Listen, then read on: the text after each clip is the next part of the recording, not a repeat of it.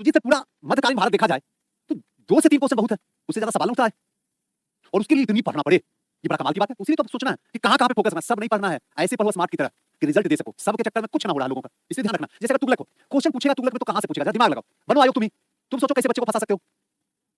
तुम्ही से अगर पूछा जाए कैसे बच्चों को फंसा, अगर मुझसे पूछना हो मैं तो उठा और एमबीटी से दे दूं बस। और अगर मूड थोड़ा सा मेरा मतलब पारिवारिक प्रॉब्लम में फंस गया तो वहां छोड़ दूंगा, तो फिर तुगलक से दे दूंगा, उसमें क्या दोगे, सुई सब्जा जिया, और है ही कुछ नहीं उसमें, इसके सिवा कुछ है ही नहीं। तुगलक में क्या दिया जाए, कहां से क्वेश्चन पूछा जाए, कहां से क्वेश्चन पूछा जाए, है कहां क्वेश्चन, है कि नहीं, क्योंकि वहां आधुनिक भी पूरा वेटिंग लाइन में है, एंशिएंट है वेटिंग लाइन में, तुगलक में कितना क्वेश्चन दिया जाएगा, मध्यकालीन में कितना क्वेश्चन दिया जाए, इस चीज को थोड़ा सा पकड़ोगे तो हल्का दिमाग भी लगेगा और पढ़ने में भी मजा आएगा और फिर हर चीज को आसानी से ऑब्जर्व कर पाओगे। अब जैसे क्या है, जैसे तुगलक वंश कहते हैं तो दिमाग में एक ही चीज आता है, शुरू से सिखा रहे हैं, चिल्ला चिल्ला के बोल के हर क्लास में, बाबू जीएसटी पहला, एमबीटी दूसरा और एफएसटी तीसरा। लाओ मैं खड़ा होकर बता देता हूं, यहां से क्वेश्चन पूछेगा, अगर वहां से ना क्वेश्चन पूछा तो मिलना मेरे से 100 नहीं 200% वहीं से पूछेगा, नहीं पूछेगा क्वेश्चन, है ही नहीं कहीं पे, कहां से, सबसे पहले जीएसटी से कोई क्वेश्चन नहीं पूछेगा, और यहां से क्वेश्चन पूछेगा तो 2-3 मिनट का तो खेल ही है, उससे ज्यादा किसके यहां कोई खेल ही नहीं है। इसमें क्या पूछा जाएगा एमबीटी से, इसलिए पूछा जाएगा क्योंकि यहाँ पे 5 योजना चलेगी। बाबू थोड़ा सा समझा दे तो कोई दिक्कत नहीं है ना, हल्का सा, ताकि मैं तेजी से फिर भागना शुरू कर दूं। 5 योजना यहाँ से चलेगा और पांचों के पांचों योजना को ध्यान रखना, क्या था योजना, कहां था योजना, इसके पीछे का क्या उद्देश्य था, उस योजना को तो आपको समझना होगा, बात समझ में आ रही है ना। और कौन सा योजना था जो पूरी तरीके से फाइनली जो है मोहम्मद बिन तुगलक को बर्बाद कर कगार पे ले जाकर छोड़ दिया, और फिर एफएसटी के आने के बाद में ऐसा कौन सा परिवर्तन हुआ जो कुछ हद तक दिल्ली सल्तनत को बचाने में कामयाब हो गया, लेकिन फाइनली उसने भी क्या किया, हाथ उठा दिया, बोला सर माफ करो हमसे नहीं संभलेगा, क्योंकि ऑलरेडी जो है ये दिल्ली सल्तनत का सूरज डूब चुका है, अब इसको निकालना इम्पॉसिबल है। कोई दिक्कत, अरे पिंकी बस पढ़ो, क्वेश्चन बाद में हमसे पूछना कितना, बस पहले पढ़ो सीखो, क्वेश्चन छोड़ो ना, क्वेश्चन कितना भी पूछे गलत नहीं होगा, बिलीव करो। आओ अब सबसे पहले जीएसटी यानी कि गयासुद्दीन तुगलक पहला, एमबीटी मोहम्मद बिन तुगलक सीख लो, तीसरा एफएसटी फिरोज शाह तुगलक, बस उसके बाद अन्य शासकों से कोई आपको मतलब नहीं है, मुख्य रूप से ये 3 है, इन तीनों को आपको समझना है, क्लियर है। दिल्ली सल्तनत का सर्वाधिक शासन करने वाला ये राजवंश में से एक है, क्लियर है। अब जो मैं बोलने वाला हूं एकदम पूरी निगाहें मेरी निगाहों पे रखना, पूरी की पूरी, जो क्वेश्चन यहां से आएगा राइज होगा। अगर मैं पूछूं आपसे कि वो कौन सा वंश है जिसका कार्यकाल सबसे कम है, अभी तुरंत गया सुजीत सर, खुजली सबसे कम चाहिए मेरे को सर, नहीं चाहिए ज्यादा, तो सबसे अधिक जो अभी पढ़ाने वाले हैं सुजीत सर तुगलक जो सबसे अधिक होगा। अगर मैं कहूं, अभी तो वंश की बात कर रहा हूं, अगर मैं राजा की बात करूं कि सबसे अधिक कार्यकाल कौन सा राजा ने समय बिताया, राजा बना, सबसे अधिक कार्यकाल किसका रहा, तब आप क्या बोलोगे, बस ये क्लास क्वेश्चन है, तब आप क्या बोलोगे, तब आपका दिमाग गुम हो जाएगा, हे भगवान ये क्या पूछती है सुजीत सर, कुछ नहीं कुछ याद रखिएगा, बकलोलबा जो होगा वो सबसे ज्यादा दिन तक, जो बकलोल टाइप का आदमी होता है ना उसका लंबा कार्यकाल चलता है, याद रखिएगा, है कि नहीं। जहां सत्ता में भी आप देख सकते हैं बैठ के, जितना बकलोल है सबका लंबा लॉन्ग लाइफ चल रहा है, जितना अच्छा इंसान या तो मर गया या खो गया या फिर विलुप्त हो गया या दुनिया ने उसे नकार दिया, ये चीज पकड़ो, बस सिखा रहा हूं सीख लो, क्लियर है। तो बकलोलबा का मतलब बहलोल लोदी, लोदी वंश का संस्थापक जिसका कार्यकाल सबसे अधिक है, व्यक्तिगत रूप से, वंश के रूप से नहीं, अब याद हो जाएगा ना, भूलिएगा। चलिए आगे बढ़े, पहला चलते हैं गयासुद्दीन तुगलक, चलें, जिनका कार्यकाल 1320 से लेकर 1325 5 साल का कार्यकाल होगा, यहीं से शुरू करते हैं, क्लियर है ना। आइए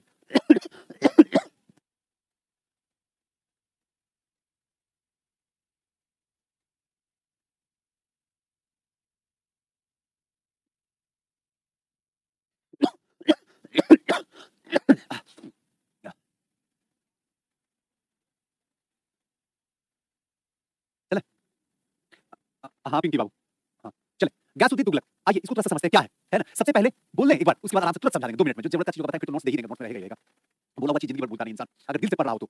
जैसे इसकी मां जो थी पंजाबी थी, एक जाट थी, हिंदू महिला थी, तो जितना बड़ा कमाल की बात है, ये पूरा का पूरा टाइम मध्यकाल चल रहा है, हिंदू महिला, उसके बाद उसका बेटा अगर राजा बन जाए, ये मतलब सर में खुजली होने लग जाए, खुजली होने की कोई बात नहीं, सिखा रहा हूं सीखो। इसकी मां जो थी पंजाब की थी, एक जाट महिला थी, किसकी, गयासुद्दीन तुगलक, उसकी मां, यानी कि जिसने क्या किया, तुगलक वंश की स्थापना किया। ये वही वंश है जिसका कार्यकाल करीब करीब एग्जैक्ट तो नहीं बता सकते, लेकिन आपको बताते हैं 94 साल है, 94 ईयर है टाइमिंग इसका। इसे कहा जाता है जितने भी वंश है, 5 वंश है, 5 वंश की बात जो मैंने किया था, गुर खातू सलोनी, याद ही होगा आपको, उस 5 वंश में जो इसका है तुगलक का है, वो सबसे लंबा कार्यकाल है, क्लियर है ना। आइए अब इसकी मां जो थी पंजाबी की एक जाट हिंदू महिला थी, क्लियर है ना।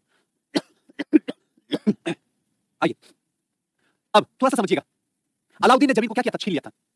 अलाउद्दीन जब अपने टाइम में था तो इसकी मां से जमीन को छीन लिया था किसी के विकास के लिए, इसने फिर धीरे धीरे नहर की व्यवस्था किया, गयासुद्दीन तुगलक उसके बाद डाक व्यवस्था भी बड़ा तीव्र गति से इसको बनाने की कोशिश किया था अपने टाइम में। एक प्रसिद्ध सूफी संत थे जिनका नाम था निजामुद्दीन औलिया, असली कहानी तो यहां से शुरू होगा और दोनों के बीच में जो कंट्राडिक्ट होगा, मजेदार वाला होने वाला। अपने समय का बड़े प्रसिद्ध सूफी संत थे, सूफी मतलब क्या होता है, जैसे आप लोगों के लिए होते हैं ना पंडित जी, पाड़े जी, या फिर जो भी श्री श्री 108 जी बोलते हैं, उसी तरीके से जो इस्लाम धर्म के लोग होते हैं ना, उनके जो होते हैं पंडित जी टाइप के, वो अपने को बोलते हैं सूफी, ध्यान रखिएगा, जैसे आप लोग संत बोलते हैं ना, उसी तरीके से लोग सूफी बोलते हैं, है ना। तो निजामुद्दीन औलिया से संबंध बिगड़ गया, किसका, गयासुद्दीन का, जीएसटी का संबंध बिगड़ गया। सुल्तान जब बंगाल विजय से वापस आ रहा था तब औलिया को संदेश भेजा था, औलिया को, और ये क्वेश्चन पूछा हुआ क्वेश्चन है, औलिया को संदेश भेजता है, संदेश भेजते हुए क्या कहता है कि मेरे दिल्ली आने से पहले निजामुद्दीन औलिया तू दिल्ली को छोड़ दे, ध्यान रखना, मेरे पहुंचने से पहले दिल्ली को तू छोड़ दे। तब औलिया उत्तर देता, हुजूर दिल्ली दुरस्त, एकदम सेम स्टेटमेंट आया हुआ क्वेश्चन, सेम, और कई बार बता रहे हैं, आज 9 साल से बता रहे हैं, एकदम सेम स्टेटमेंट, हुजूर दिल्ली दुरस्त, अभी दिल्ली आओगे तब ना, अभी पहुंचो ना दिल्ली, दिल्ली तक तुम जिंदा रहेगा तब ना, और तुम कतला सूफी संत को बोलने के लिए। और दिल्ली से बाहर ही अफगानपुर नामक एक स्थान होता है, वहीं पे सुल्तान की मतलब क्या है, कोई प्रोग्राम होता है, वहीं पे बैठा है, और कहा ऐसा जाता है, क्या सही है क्या गलत, भगवान मालिक है, कि लकड़ी का एक मंडप तैयार किया गया था, वहीं पे बैठा हुआ था, और कहा जाता है कि हाथी ने पीछे के लात से एक लात मार दिया और पूरा का पूरा मंडप लकड़ी का था, गिर गया, और उसी के अंदर गयासुद्दीन था, दब के मर गया, खेल खत्म हुआ, बात खत्म हुआ, तेल लेने जाने दो, काम खत्म करो, हो गया, बस यही थी कहानी, इतनी सी थी उसकी पूरी जिंदगानी, बस। कोई दिक्कत, कोई समस्या किन्हीं को भी? तो अब जो बातें चल रही हैं वो समझना। जीएसटी की बात चले तो इसने क्या किया, तुगलक वंश की स्थापना, बस पहला पॉइंट हो गया। चले, कृषि के विकास के लिए इसने क्या किया? नहर का निर्माण सबसे पहले इसने करवाया। पहला इंसान जिसने नहर का निर्माण इसने कराया। सुजीत सर, जब नहर का निर्माण आप बता रहे हैं तो हम लोग को एक चीज ये सिखा दीजिए सर, झील, क्योंकि आप मध्यकालीन बता रहे हैं तो अगर हल्का सा हिंट दे दीजिएगा, हम लोग का दिमाग में तो पूरा घूम जाएगा। हाँ, प्रतिभा, निजामुद्दीन औलिया का तो आपकी लग गया था। दिमाग में घूम के याद हो जाएगा। सुदर्शन झील, अगर चाहे तो कोई अपने दिमाग में याद कर सकता है कि सुजीत सर सुदर्शन झील था, इसने भी कृषि के काम के लिए लगाया गया था। याद रखो, गुजरात की बात हो रही है, गिरनार पर्वत की बात हो रही है, वहीं पे लगाया गया था, और करवाया किसने था तो ये भी याद रखना। क्या नाम था जरा बताना? चंद्रगुप्त मौर्य। कोई नहीं बताता, बस इधर उधर रहता है सब। चंद्रगुप्त मौर्य, उसी ने क्या किया था? इसकी स्थापना करवाया था, और पुनर्निर्माण तो बहुत सारे लोग जो थे उन्होंने करवाया था, उससे कोई काम नहीं। बस थोड़ा सा ध्यान रखना, यहाँ पे नहर की बात चल रही तो यहाँ नहर की बात को ध्यान रखना, नहर का निर्माण। इससे डाक व्यवस्था का भी श्रेष्ठ और उत्तम प्रबंध करवाया, तो याद रखिए डाक व्यवस्था भी, डाक व्यवस्था उत्तम प्रबंध कराया। डाक व्यवस्था में भी इसका काम जो था सराहनीय था, जिसको हमेशा के लिए याद रखा, अरे भाई रखा जाएगा। जीएसटी को कोई दिक्कत नहीं, कोई समस्या हो तो बताइएगा। चले, सुल्तान अपने समय के जो प्रसिद्ध सूफी संत थे निजामुद्दीन औलिया, उनसे संबंध बिगड़ा हुआ था, इसलिए जब ये बंगाल विजय से लौट रहा था, पहले ऐसे लिख देता हूं पॉइंट्स को ताकि तुम आप लोग के दिमाग में रह जाए। प्रसिद्ध सूफी संत, सूफी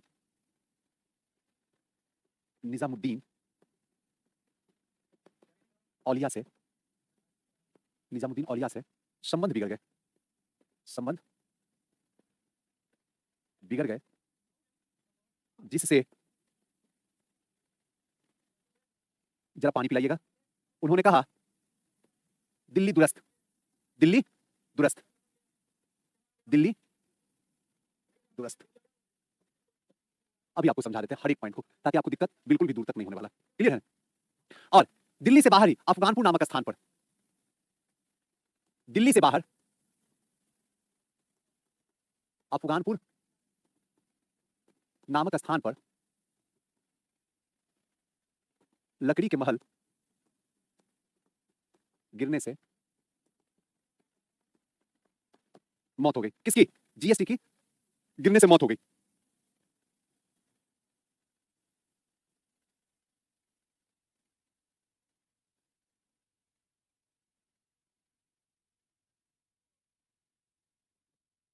पानी पिलवाइए। चले, उसके बाद एमबीटी, असली खेल यहां से, मोहम्मद बिन तुगलक। और थोड़ा सा ध्यान से, इनमें आपको जो ध्यान रखना है बाबू, इस चीज को हमेशा ध्यान रखना, 5 की 5 योजना है, 5 की 5 योजना है, पांचों योजना को अपने दिमाग में रखना। एक भी योजना इधर उधर कुछ भी नहीं करना है, आपको एकदम आसानी से बता देता हूं। 5 योजना क्या है, थोड़ा सा समझ लो। सबसे पहले कि द्वाब में कर वृद्धि, पहला एकदम उंगली पे होना चाहिए ताकि गलती से भी गलत ना हो। क्लियर है ना? पहला कि द्वाब में कर वृद्धि, राजधानी में परिवर्तन, दिल्ली से उठाया गया दौलताबाद या कहे तो देवगिरी। तीसरा सांकेतिक मुद्रा, चांदी को हटाया गया, तांबा को लाया गया। चौथा कूड़ा शान अभियान, इसको थोड़ा सा देख लेना है। और पांचवा जो है कराची अभियान। इस पांचों को देखना, बाकी कुछ नहीं इसके अंदर, एमबीटी के अंदर है। इतना अगर कर लिए तो आपका पूरा मामला फिक्स है, कोई दिक्कत नहीं, कहीं कोई समस्या नहीं। चले आगे बढ़े, आइए। तो ध्यान रखना सबसे पहले एमबीटी के बारे में थोड़ा सा।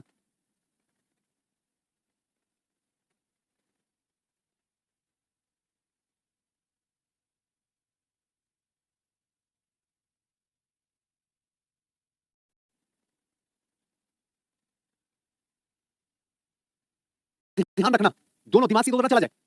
क्लियर है ना? एक चीज और, पूरे के पूरे दिल्ली सल्तनत में सबसे अधिक पढ़ा लिखा अगर कोई व्यक्ति था तो वो एमबीटी था। तो एक पॉइंट तो और बनता है। चलो, सबसे पढ़ा लिखा राजा था। तो जो सबसे पढ़ा लिखा राजा अगर ये था, तो सबसे कम पढ़ा लिखा राजा कौन था? अलाउद्दीन खिलजी। सबसे कम, सबसे अधिक पढ़ा लिखा ये था। ध्यान रखना। और सबसे कमाल की बात यह है कि अरबी और फारसी का महाविद्वान था। यही समझ लीजिए, अरबी और फारसी का सबसे ज्यादा क्या था? ये ज्ञानी व्यक्ति था। इस चीज को एकदम ध्यान रखिएगा। लेकिन कहते हैं ना कि समय की नजाकत है, वक्त वक्त की बात है, लेकिन फिर भी राजनीतिक असफलता के कारण इसे पगला सुल्तान या फिर अभागा या फिर रक्त पिचासू इसे कहा गया। राजनीतिक असफलता की वजह से, राजनीतिक असफलता की वजह से इसे अभागा, पगला, रक्त पिचासू कहा गया। कोई दिक्कत किसी को, कोई समस्या तो बताइएगा।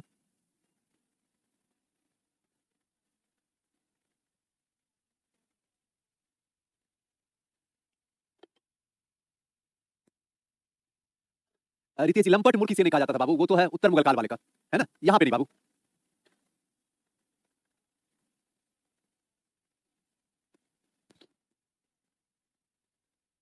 अंत में बदायूं ने कहा, राजा को प्रजा से और प्रजा को राजा से मुक्ति मिल ही गई। बस इतनी पॉइंट को आपके दिमाग में रहना चाहिए। उपाधि उल्लू खां की, सबसे पढ़ा लिखा राजा एमबीटी मोहम्मद बिन तुगलक। राजनीतिक असफलता की वजह से इसे चाहे अभागा लोगों ने बोला, लोगों ने पगला भी इसको बोला, रक्त पिचाशु भी बोला, क्या नहीं इसको बोला, जो आप सोच भी नहीं सकते हैं। इंसान का जब वक्त बुरा होता है ना, ठीक है ना, तो 10 बार फेल करने वाला भी जो है उंगली उठा देता। हकीकत बताता हूं, शायद इससे बढ़िया एग्जांपल इतिहास में आपको कभी भी कहीं भी नहीं मिलने वाला, कहीं नहीं मिलने वाला। आप ही क्या इतने अच्छे, इतने शानदार इंसान आप हैं, लेकिन सफलता नहीं मिल रहा, कोई आपको इज्जत करने के लिए तैयार नहीं है। किसी का भरोसा करने आप जीतने के लिए तैयार है। जाकर देखिए क्या हालत है आपकी। एक इंसान अगर कोई आप पे भरोसा कर दे, तो कोई टीचर भरोसा कर दे, मां बाप ने भरोसा कर रहा, वजह क्या है? क्योंकि सफलता आपको नहीं मिल रहा है पढ़ाई में, भले आप कितना भी इंटेलिजेंट रहे हो, उससे कोई मतलब अभी आपको नहीं है। क्लियर ना? इसी को समझिएगा। ये वही था कि विद्वान तो था, लेकिन यहां आने के बाद इसने सक्सेसफुल नहीं अचीव कर पाया, जिसकी वजह से सारी की सारी योजनाओं को क्या कर दिया, खराब कर दिया। अब सबसे पहली बात इसने क्या किया, राजधानी परिवर्तन किया। अब पॉइंट को पकड़ना, एक एक पॉइंट को देखते जाना। राजधानी परिवर्तन, पहली योजना, पहली योजना राजधानी परिवर्तन।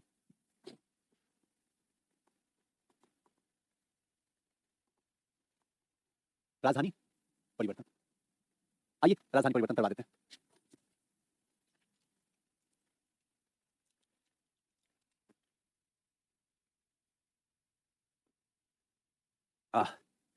थोड़ा गर्मी लग रहा है। देखिए खोल इसी को चेक करवाता हूं।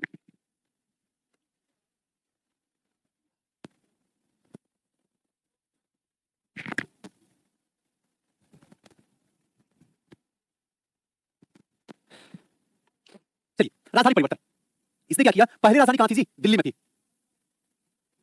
राजधानी दिल्ली से हटा के, दिल्ली से हटा के दौलताबाद, दौलताबाद कर दिया गया। अगर पूछे कि दौलताबाद कहां है, तो आप लिख दीजिएगा सुजीत से महाराष्ट्र में है ना, महाराष्ट्र। कोई दिक्कत, कोई समस्या? आगे चले।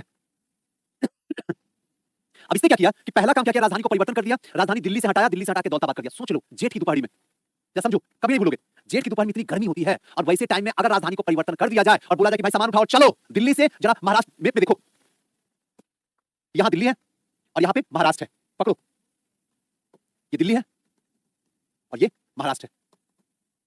1000 किलोमीटर के आसपास का डिस्टेंस है, और यहां से सामान लेके पहुंचना कहां, दिल्ली से महाराष्ट्र, दक्षिण, उत्तर से दक्षिण। अब जरा सोच के देखो क्या हालत होता होगा उस टाइम में। चुभती होगी गर्मी, पैर फटता होगा, प्यास से कंठ जलती होगी, भूख से तड़पता होगा दिल, अपना घर छोड़ने में कितना दर्द होता होगा उसी को पता होता होगा, जिसने अपने खून पसीने से घर को बनाया था और छोड़ के एक ऐसे आसियाना की तरफ, एक ऐसे क्षेत्र की तरफ, एक ऐसे जगह की तरफ लोग जा रहे हैं जहां अपना है ही नहीं है कोई। और तुरंत वहां पहुंच के ना वहां पे पानी मिल रहा है, ना वहां पे ठंड मिल रही है, ना वहां पे भोजन मिल रहा है, ना वहां पे भाषाएं हो रही है, सारी चीज की समस्याएं समस्याएं हैं। भाई साउथ में तो सब कुछ चल रहेगा। और फिर वहां से क्या करता पगला कि चलो अब हम लोग फिर से कहां चलते हैं, दिल्ली की ओर। अबे पागल कहीं का, भाई तू मर जा, तू जिंदा बेकार है। और फिर वहां से क्या करता है, वापस करवा देता है। तो यही भारतीय इतिहास में राजधानी परिवर्तन था, मध्यकालीन भारत के तुगलक वंश में इसी के टाइम में था। इसी को थोड़ा सा क्या करना है, याद रखना है। चले, तो एक तो हुआ राजधानी परिवर्तन, किसी को कोई समस्या, इस चीज को हमेशा ध्यान रखना। उसके बाद दूसरा जो है क्या है, सांकेतिक मुद्रा। दूसरा जो है एकदम याद करवा देता हूं, जैसे याद करवा उसी, बस इसमें कुछ पूछेगा, आपसे पूछेगा कि राजधानी जो परिवर्तन हुआ है वो कहां से हुआ, तो दिल्ली से दौलताबाद। और राजधानी परिवर्तन तो इतना बता दिया हूं कि एंशिएंट से उठाया हूं और आधुनिक तक में ले जाकर 1912 तक पहुंचा दिया हूं। टोटल एक एक बात बता दिया हूं इतनी बार कि आप जिंदगी नहीं भूलोगे। दूसरा सांकेतिक मुद्रा, सांकेतिक मुद्रा इसने क्या किया, बैठे बैठे करना है कुछ काम, शुरू करो अंतराक्षी लेके हरि का नाम। इसने बोला लाओ मुद्रा भी बदल देते हैं, क्या याद करेगा तुम भी। बोला ठीक है बदलो। इसने क्या किया, चांदी के सिक्के का स्थान पे तांबे का सांकेतिक मुद्रा चला दिया। यानी कि इसने क्या किया कि चांदी के सिक्के पहले जो चल रहे थे, चांदी के सिक्के की जगह अब तांबे के मुद्रा का प्रचलन करवाया। यानी पहले सुजीत सर चांदी चल रहा था, हाँ चल रहा था, और इसने कहा कि चांदी को बंद करो जी, तांबा लेके आते हैं। बोला ठीक है भाई ले आओ। भाई तांबा लाओगे बिना बेचारे जो करे आगे वो पछता है। ये कहानी नहीं सुने हम लोग क्या, ये शायद ये पगला नहीं सुन सका, ये समझ सका इस बात को कि भाई अगर आप ला रहे हो ठीक है चांदी को बंद करो, कोई सुनिए, लेकिन अगर तांबा को ला रहे हो तो एक चीज ध्यान रहे कि उसका जीरोक्स ना हो, वरना तो पूरा मामला ही बर्बाद हो जाएगा। इसने क्या किया, जैसे ही लाया तांबा का मुद्रा, हर घर में तांबा जो है बड़े स्तर पर नकली सिक्के बनना शुरू हो गया, बनना शुरू हो गया। जैसे मोदी जी ने क्या किया, 1000 के नोट को बंद करवाया, 500 को चलन में लिया और पता चला कि सब कोई 500 का नोट जो है बनाने का मशीन पता चल जाए, फटाफट फटाफट बना दे। उसके बाद क्या होगा मोदी जी का हालत, देश को तो जो डुबाएंगे डुबाएंगे, अपने डुबेंगे डुबेंगे डुबेंगे, प्लस में क्या है जनता चल जाएगी तेल लेने के लिए। वही स्थिति यहां भी सेम टू सेम होता है। इसने क्या किया, जैसे ही तांबा का करवाया पता चला हर घर में नकली तांबे के सिक्के हो गए। अंत में सर पकड़ लिया, बोला अरे बाबा छोड़, मेरे को मुद्रा नहीं करवाना। फिर से क्या किया, चांदी को मार्केट में छोड़ दिया और तांबा को फिर से मंगवा लिया, और इस बार जो मंगवा रहा था सबके सब नकली सिक्के आ गए। नतीजा ये हुआ फिर से धन खाली हो गया, पूरा का पूरा जो है जो जमा पूंजी राशि थी वो सबके सब खत्म हो गया, और ये योजना भी अनसक्सेसफुल हो गई। यानी कि जो सांकेतिक मुद्रा था ये भी खत्म हो गया। आपसे क्वेश्चन जो पूछा जाएगा ये पूछा जाएगा पहले कौन सी चल रही थी यहाँ पे सिक्के, तो चांदी के सिक्के चल रहे थे, इसने कौन से सिक्के करवाया था, तो तांबा का सिक्का करवाया था, फाइनली फिर से इसने चांदी के सिक्के को ला दिया, बस काम खत्म। इसके सिवा एक्स्ट्रा कुछ भी नहीं। किसी को कोई समस्या हो तो पूछना, जो पूछना हो। अभी सुनो ना रेशमा, अभी तो ऐसा ऐसा इसका कहानी ड्रामा सुनेगी कि हंस के पेट फट जाएगा। अभी तो ही हुआ है। खुरासान अभियान, तीसरा अभियान, चलो कर लो तुम भी। खुरासान भी करिए लो, खुराफाती तो कर ही रहे हो, अब खुरासान भी कर लो तुम। खुरासान अभियान।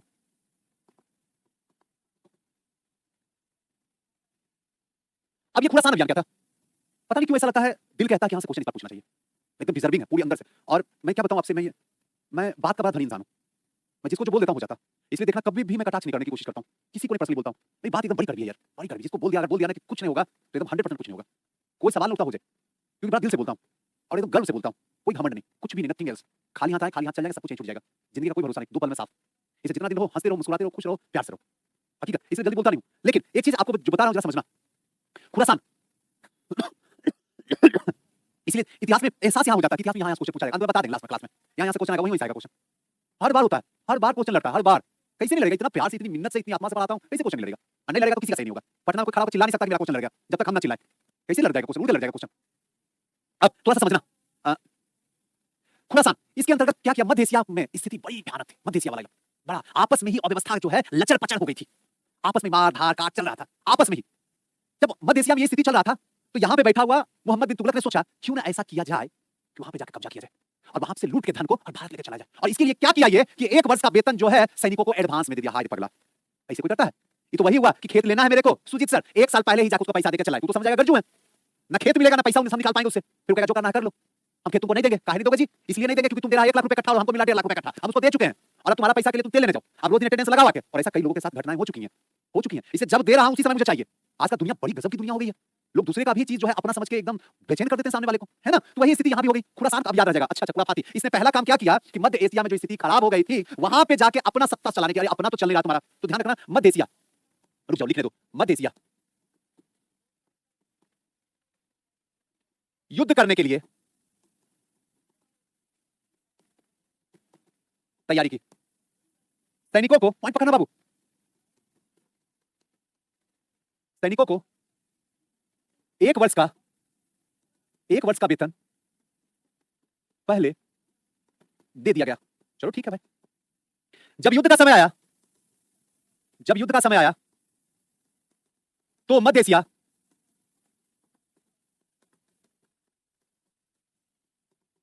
ठीक हो गई। आपसी तनाव समाप्त हो गया और राजा की योजना असफल होगी। बस बाबू,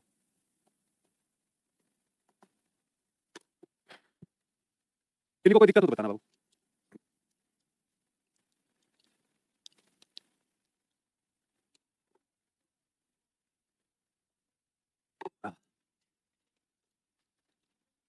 चले, अब खुरासान अभियान जब भी आपसे पूछा जाएगा तो आपको सिंपल सा एक लाइन में कहना, मध्य एशिया में युद्ध की तैयारी चल रही थी राजा के द्वारा। सर दिक्कत, प्रिया सुमन, क्या दिक्कत है प्रिया? बताओ कितना, बताओ।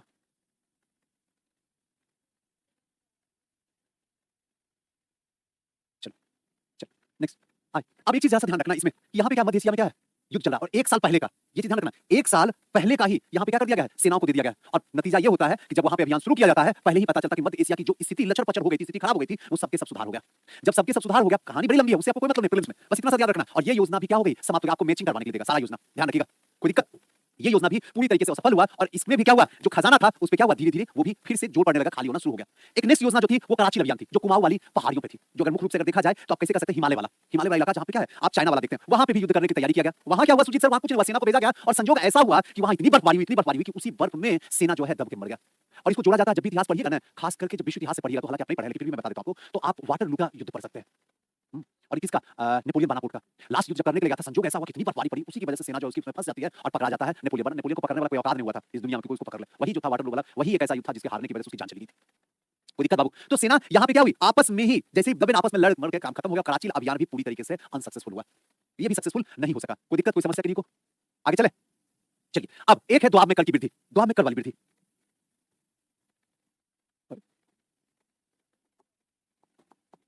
द्वाब में कर वृद्धि, द्वाब में कर वृद्धि का मतलब क्या है?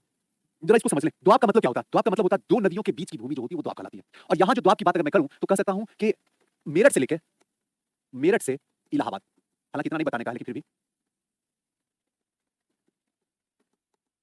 इलाहाबाद का क्षेत्र, ये पूरा का पूरा जो द्वाबला क्षेत्र है, आज तक कभी भी संजोग ऐसा देखो, कर्म का खेल देखो, आज तक कभी भी यहां पे सुखाड़ नहीं आया, ना कभी सुनामी आई, ना कभी तबाही आई, कभी भी नहीं, ना कभी अकाल पड़ा, ना कभी बाढ़ आया। ये पहली बार है कि राजा जैसे ही इस द्वाब वाला एकदम वृद्धि वाला है, जैसे अपना अगर पटना का देख ले तो गंगा और सोन के बीच का जो भूमि है ना, बहुत उपजाऊ होता है, बहुत ज्यादा, बहुत ज्यादा, जो चीज लगाओगे सोना की तरह निकलेगा। हाँ, ये आप लोग के भी गांव में जो भी दो नदी होगी उसके बीच का आप देखते ही होंगे, है ना। तो मेरठ से इलाहाबाद का पूरा का पूरा क्षेत्र इसमें राजा ने द्वाब में टैक्स लगा दिया, कर लगा दिया, और उसी साल जो है अकाल पड़ गया, गई भैंस पानी में, अब कोई उपाय नहीं है। और यहां भी ये योजना भी क्या हुआ, पहली बार ही क्या हुआ, असफल हो गया, काम खत्म। यानी कि द्वाब वाला जो क्षेत्र था इसमें कर लगाया, पहली बार किसानों का विद्रोह हुआ। इससे पहले किसानों का विद्रोह कभी नहीं देखने को मिला था, ये पहली बार है, पहला बार जीवन में। ऐसे तो बहुत सारा विद्रोह होते ही रहता है कि नहीं किसानों का, लेकिन पहली बार पूरे इतिहास में अगर देखा जाए, भारत के इतिहास में, तो किसानों का पहला विद्रोह यहीं पे, हालांकि आधुनिक भारत में तो भरा पड़ा हुआ किसान विद्रोह, लेकिन पहली बार विद्रोह का जब भी चर्चा आएगा तो द्वाब में जैसे ही कर लगाएगा एमबीटी, उसी समय किसानों का विद्रोह जो है वो क्या हो जाएगा, शुरू हो जाएगा। इसको थोड़ा सा क्या करना है, ध्यान रखना है, क्लियर ना। उसके बाद राजा ने क्या किया, एक अकाल संहिता का निर्माण करवाया, ध्यान रखिएगा, अकाल संहिता, जिससे कि जिन लोगों का नुकसान हुआ है उसकी भरपाई की जाए। अकाल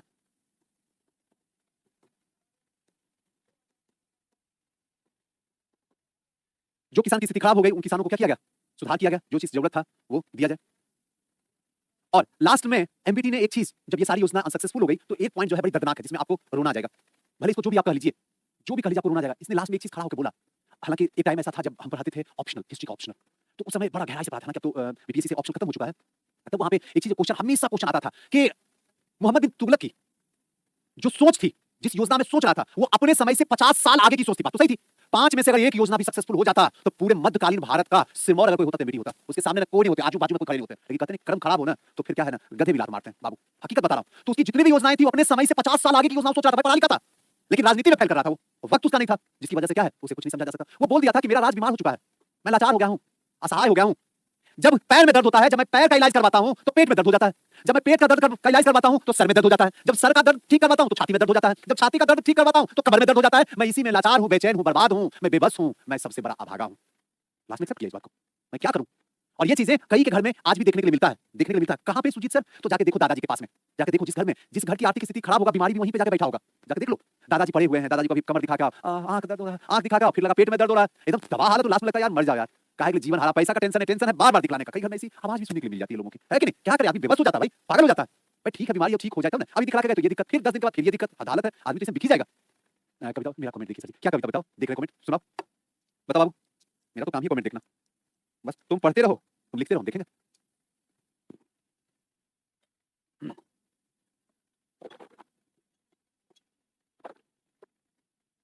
हाँ कविता, बाकी आपको जहां से करना करो ना, तभी से दूसरी ज्यादा क्या आएगा कविता, बहुत एक्स्ट्रा है, इतना कौन करता है, कोई नहीं करता, हम तो कर भी देते हैं, बहुत बहुत एक्स्ट्रा है। देखो ना सब जगह जितना जगह क्लास हो रहा है यहाँ पे, सबका अलग अलग नोट से अलग अलग तरीके से हो रहा है, यहाँ वाला अलग तरीके से हो रहा है।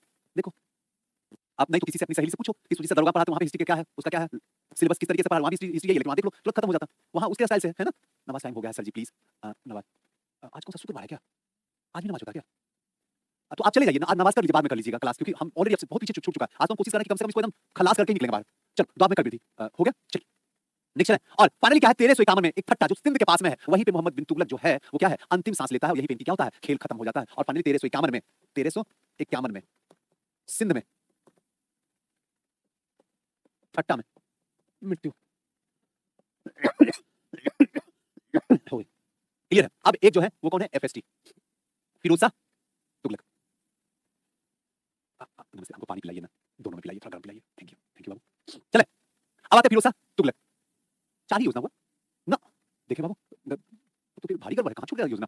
एक मिनट बाबू, पहला राजधानी परिवर्तन 1, उसका सांकेतिक मुद्रा 2, खुरासान 3, द्वाब 4, कराची वाला बता नहीं दिया, कराची वाला हुमायूं वाला, सॉरी हुमायूं वाला, हिमालय वाला नहीं बताया कि वहां पे चढ़ने के लिए जा रहा था और अचानक क्या हुआ, इतनी बर्फबारी हो गई, लिखे नहीं, वो 2 लाइन का तो है था, तो उसमें क्या आपको लिखते, सैनिक आपस में लड़ गए, कराची योजना, और वो योजना भी अनसक्सेसफुल हो गया बाबू, वही तो बताया, लिखे नहीं, बता तो दिए, पांचों ऐसा हो ही नहीं सकता, पास में बताऊं। चलो एफएससी फिरोज शाह तुगलक, सुजीत सर यहां भी बताइए कहां से क्वेश्चन आएगा, यहां हमेशा याद रखना बाबू, जजिया कर, इसको तो कभी नहीं भूलना, जजिया कर। अब इसने क्या किया, इसने ब्राह्मणों पर जजिया कर लगा दिया, बस हो गया। पहले ब्राह्मणों पे जजिया कर नहीं हुआ करता था, इसके टाइम में लगा दिया गया। ऋतिक जी नमस्ते, हमारा चंपारण का हालचाल ठीक है भाई, मेरा चंपारण बड़ा खूबसूरत है। चलिए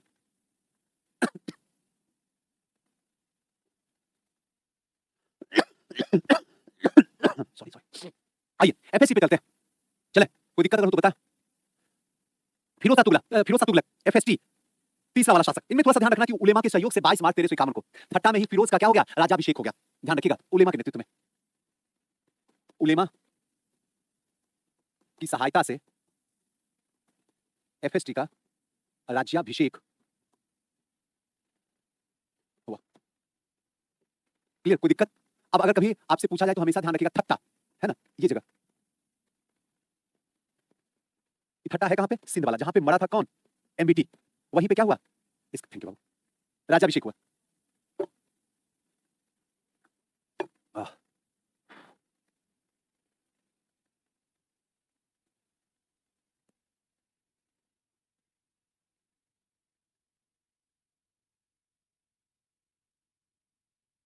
इसने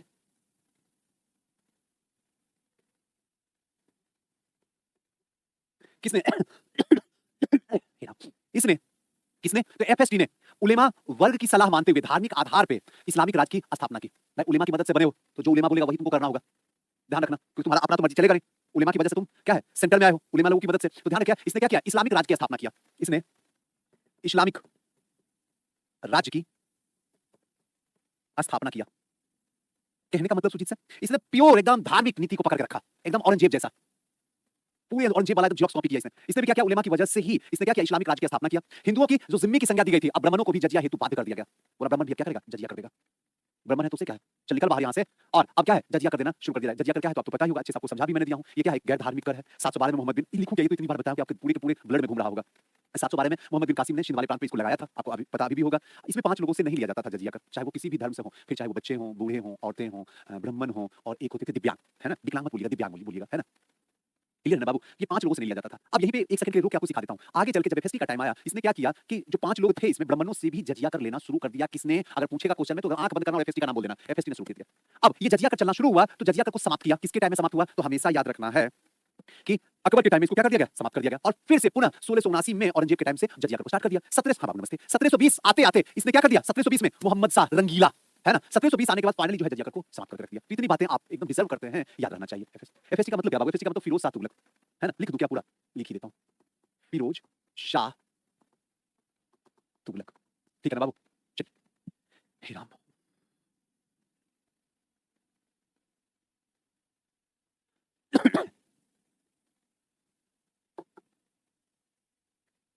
चलिए अब एफएसटी का कार्य।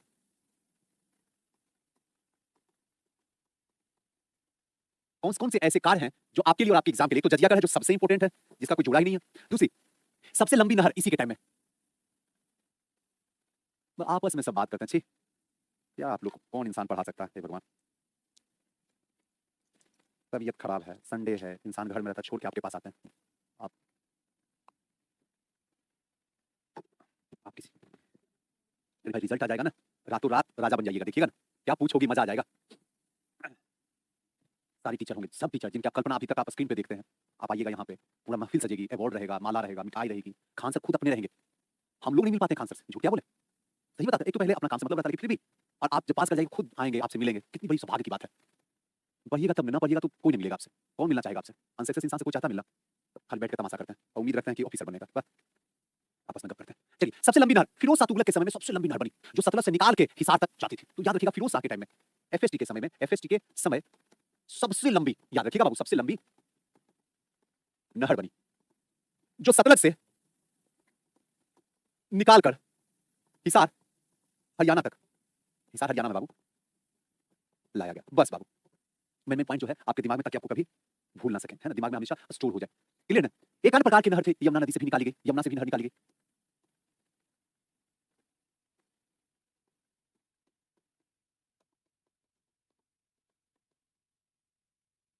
चले, ज्यादातर नहर जो थी हरियाणा और दिल्ली क्षेत्र में ही थी, ज्यादातर नहर हरियाणा और दिल्ली तक थी। जो महत्वपूर्ण चीजें बस उसको ध्यान, बस बाबू चले। अब थोड़ा सा सिंचाई वाला, कि सिंचाई कर क्या था, तो ध्यान रखिएगा एफएसटी के समय में हर्ब ए सर्व नामक सिंचाई कर लगाया गया। नाम तो बड़ा खतरनाक है सुजीत सर, हर्ब ए सर्व नामक सिंचाई कर लगाया गया, जो कुल उपज का 1/10 भाग होता था। क्लियर ना? जो कुल उपज का 1/10 होता था। तो इस चीज को ध्यान रखिएगा, सिंचाई कर बाबू बड़ा इंपॉर्टेंट है ना? कर थोड़ा बदल देता हूं जिससे कि आपको आसान हो जाएगा समझने में। सिंचाई कर, है ना? हर्ब ए सर्ब, हर्ब ए शर्ब, सिंचाई कर लगाया गया कुल उत्पादन का 1/10, बस बात 1/10, है ना? हाँ डेविड जी, वेरी गुड। हाँ अध्या, देखिए एक चीज बता देता हूँ, जो भी बिटिया है ना इसमें लाइव, अगर कोई भी लड़का कुछ भी अगर बोलता हो ना, मत उस पर ध्यान दिया करो, वरना उसमें और तुम में कोई अंतर नहीं है। वो कुछ बकवास कर रहा है, तुम उसका जवाब दे रही हो, तो तुम उससे भी निहायती बेवकूफ। ठीक है, बोलने दो ना, लग थोड़ी रहा, तुम ले ही नहीं रही, एक्सेप्ट ही नहीं कर रही हो, छोड़ दो। इन गधों को कोई नहीं सिखा सकता, इनके माँ बाप इनको ना सिखा सके, हम और आप कहाँ से सिखा सकोगे इसको? इसे छोड़ दो, रहने दो। और क्या बोले हम आपको? उल्टे सीधे मैसेज लास्ट में क्या छोड़ देंगे, अपना करते रहो मैसेज, कोई फायदा नहीं। इंसान बनो, जिंदगी बड़ी छोटी सी है कि नहीं? कोई काम नहीं देगा, कोई नहीं काम देगा इस दुनिया में। आप समझो मेरी बातों को। ठीक है, जो कर रहा करने दो। अब नेहा को ये बोल दिया, नेहा लगे, अरे नहीं नेहा छोड़ो ना, उससे क्या, हम एक्सेप्ट ही नहीं करेंगे उसकी बात करेगी। हमको तो मतलब सुजीत सर से है, मैं तो सुजीत सर को जानती हूँ, सुजीत सर से ही प्रेम है, सुजीत सर से पढ़ती हूँ, सुजीत सर मेरा रिजल्ट कैसे होगा वो सोचेंगे, फिर मैं इधर उधर में किसी में क्यों फंसूं? सिंपल, मेरे रहते हुए आप इधर उधर फंसते हैं बस। क्या आप कहा, और फिर बोलते हैं हम ऑफिसर भी बनेंगे सुजीत सर, एक दिन बन के हम आएंगे। ठीक है, देखते हैं, उम्मीद तो जीरो है, बाकी कोई नहीं जानता है समय को, क्योंकि हरकत बदलेगा नहीं तो रिजल्ट भी नहीं बदलेगा। क्या बोले, मुझे बड़ा गंदा लगता है रिजल्ट, बीपीएससी का इतना गंदा रिजल्ट आया, दिमाग नहीं काम नहीं करता है। आप सुनोगे बोलेंगे तो आपको बड़ा अजीब सा लगेगा कि सुजीत सर क्या बात करते हो, एकलौता पूरे पटना में, एकलौता हम ही जो हम ही बताया 90+ से कम नहीं कट ऑफ जाएगा, सब गाली दिया टोटल, लास्ट में उनको बंद करना पड़ गया। झूठ नहीं बोलते हैं, बंद करना पड़ गया। और जब कट ऑफ 88 आया तो सबका पसीना निकल गया, तब सब ढूंढ रहा कहाँ है सुनामी सर, मर गए। अब आया समझ में? और जो 70 बोला था वो सब टीचर सबसे बढ़िया था, 70 वाला 75 वाला खूब बढ़िया बढ़िया टीचर था, हम 90 बोले तो तकलीफ लगा, 88 आया कट ऑफ। ले अब झेल, हुआ रिजल्ट, मिला नजर, हमसे नहीं अपने परिवार से। नहीं समझता क्या करे, बोलते प्यार से, नहीं समझता लोग। भाई ऐसा कंपटीशन टफ हो गया है, क्या है कौन अभी बता देते हैं कि एडीओ का कट ऑफ कितना जाएगा, अभी बता देते उतना ही रहेगा, उसी के इर्द गिर्द घूमेगा, आपका दिमाग काम नहीं करेगा कि भगवान ऐसे हो गया। भाई रिजल्ट किसी हालत में चाहिए। खैर आइए, इसके साथ साथ में ज्यादातर नहर जो भी बना वो सबके सब क्या है, हरियाणा और दिल्ली में बना। इसके साथ साथ में हर एक शहर जो है नामक सिंचाई टैक्स लगाई 10 भाग में इस पे लिया जाता था। राजकीय आमदनी का ब्यौरा भी इसने क्या किया था, अच्छे तरीके से तैयार किया था कि किसी भी तरीके से जो खजाना मोहम्मद बिन तुगलक के टाइम में खाली हो गया था, उस खजाना को किसी भी हालत में मुझे भरना जरूरी है, वरना दिल्ली सल्तनत का सूरज डूब जाएगा, फिर इसको बचाने वाला कोई धरती पर नहीं होगा। मुझे किसी भी हालत में इस खजाना को क्या करना है, बचाना है, और इसको बचाने के लिए हमें क्या करना होगा, ज्यादा से ज्यादा इनकम लगाना होगा, तभी कुछ बच सकता है, अदरवाइज इम्पॉसिबल है कि कोई बचा के इसको दिखा दे। क्लियर है? इसके साथ एक पॉइंट और जो जोड़ना है, इसमें एक चीज ध्यान रखना है कि राज की आमदनी जो है 6 करोड़ 75 लाख टन का बताया उस समय। 6 करोड़, जरा सोच के देखो, 6 करोड़ 75 लाख, 75 लाख टन का राज्य की इनकम थी, राज्य का आमदनी था। बस बाबू, उस समय स्थिति ये थी। संस्गनी एक पॉइंट जो बताते हैं, ये कई बार बता चुके हैं, एक बार आप जब ध्यान से सुनिएगा ना तो आपका दिमाग काम कर जाएगा। संस्गनी एक चांदी का मुद्रा थी और यह टंका के मूल्य का 1/6 भाग होता था, कई बार बता चुके हैं। संस्गनी मुद्रा है, एक अध होता था, ये तांबा का मुद्रा होता था जो जीतल के मूल्य का 1/2 भाग होता था, है ना? एक विक होता था, थोड़ा हल्का सा ध्यान रखने का, अगर कभी आ जाए तो आराम से बता दें कौन है तांबा, क्या है उसका मूल्य। और ये विक जो होता था, ये तांबा का मुद्रा का या जीतल के मूल्य का 1/4 होता था। जैसे अध जीतल के मुद्रा का 1/2 होता था, तांबा का होता था मुद्रा, तांबा का 1/2 होता था अध, उसी तरीके से विक जो होता था 1/4 होता था। और सबसे कमाल की बात है, जिसको नहीं भूले जब मुद्रा लिख देने दो, नहीं तो तुम लोग फिर भूल जाओगे। फिर कहोगे सुजीत सर आप बताए थे लेकिन हम लोग को नहीं समझ में आया, ऐसे तो नोट्स में रहेगा ही। जैसे मुद्रा की बात करेंगे तो मुद्रा में क्या है, एक संस्गनी, संस्गनी, है ना? बस खाली बस इतना याद रखें ना कि सुजीत सर एक होता संस्गनी, दूसरा होता अध और तीसरा होता विक। अध और तीसरा होता विक, बस इतना सा बात, या इतना सा बात, विक, बस विक, विक, बस। अब संस्गनी सीधा सा मतलब इसका क्या होता है, यह एक चांदी का मुद्रा होता है और टंका के मूल्य का 1/6 होता है। होता किसका है? पहला पॉइंट तो इसमें एक इस तरीके से पॉइंट कीजिए, यह चांदी का मुद्रा होता है, यह चांदी का मुद्रा होता है, पहला पॉइंट मुद्रा होता है जो कभी नहीं भूलिएगा। और यह टंके का जो टंका होता था उस समय मुद्रा जो होता था, टंके के मूल्य का 1/6 होता है, टंके का मूल्य का 1/6 होता है। बस हो गया, पूछा हुआ क्वेश्चन बाबू, इसलिए थोड़ा सा लगता है कहीं अगली बार फिर से पूछ दे और तो फिर भारी समस्या हो जाएगा कि बताए कहाँ थे आप, पूछा है वो तो पता है। अब उसी तरीके से जो अध होता था ये तांबा की मुद्रा होता था और जीतल के मूल्य का 1/2, यह तांबा का, अभी बता देता हूं, मुद्रा होता था, मुद्रा होता था, यह जीतल के मुद्रा का 1/2 होता है। कोई दिक्कत नहीं, जो जीतल है जीतल के मूल्य का 1/2 होता था। अब ये विक है, यह तांबा का मुद्रा, तांबा का मुद्रा है, जीतल का मुद्रा का 1/4 होता, हो गया बस। मां हे मां,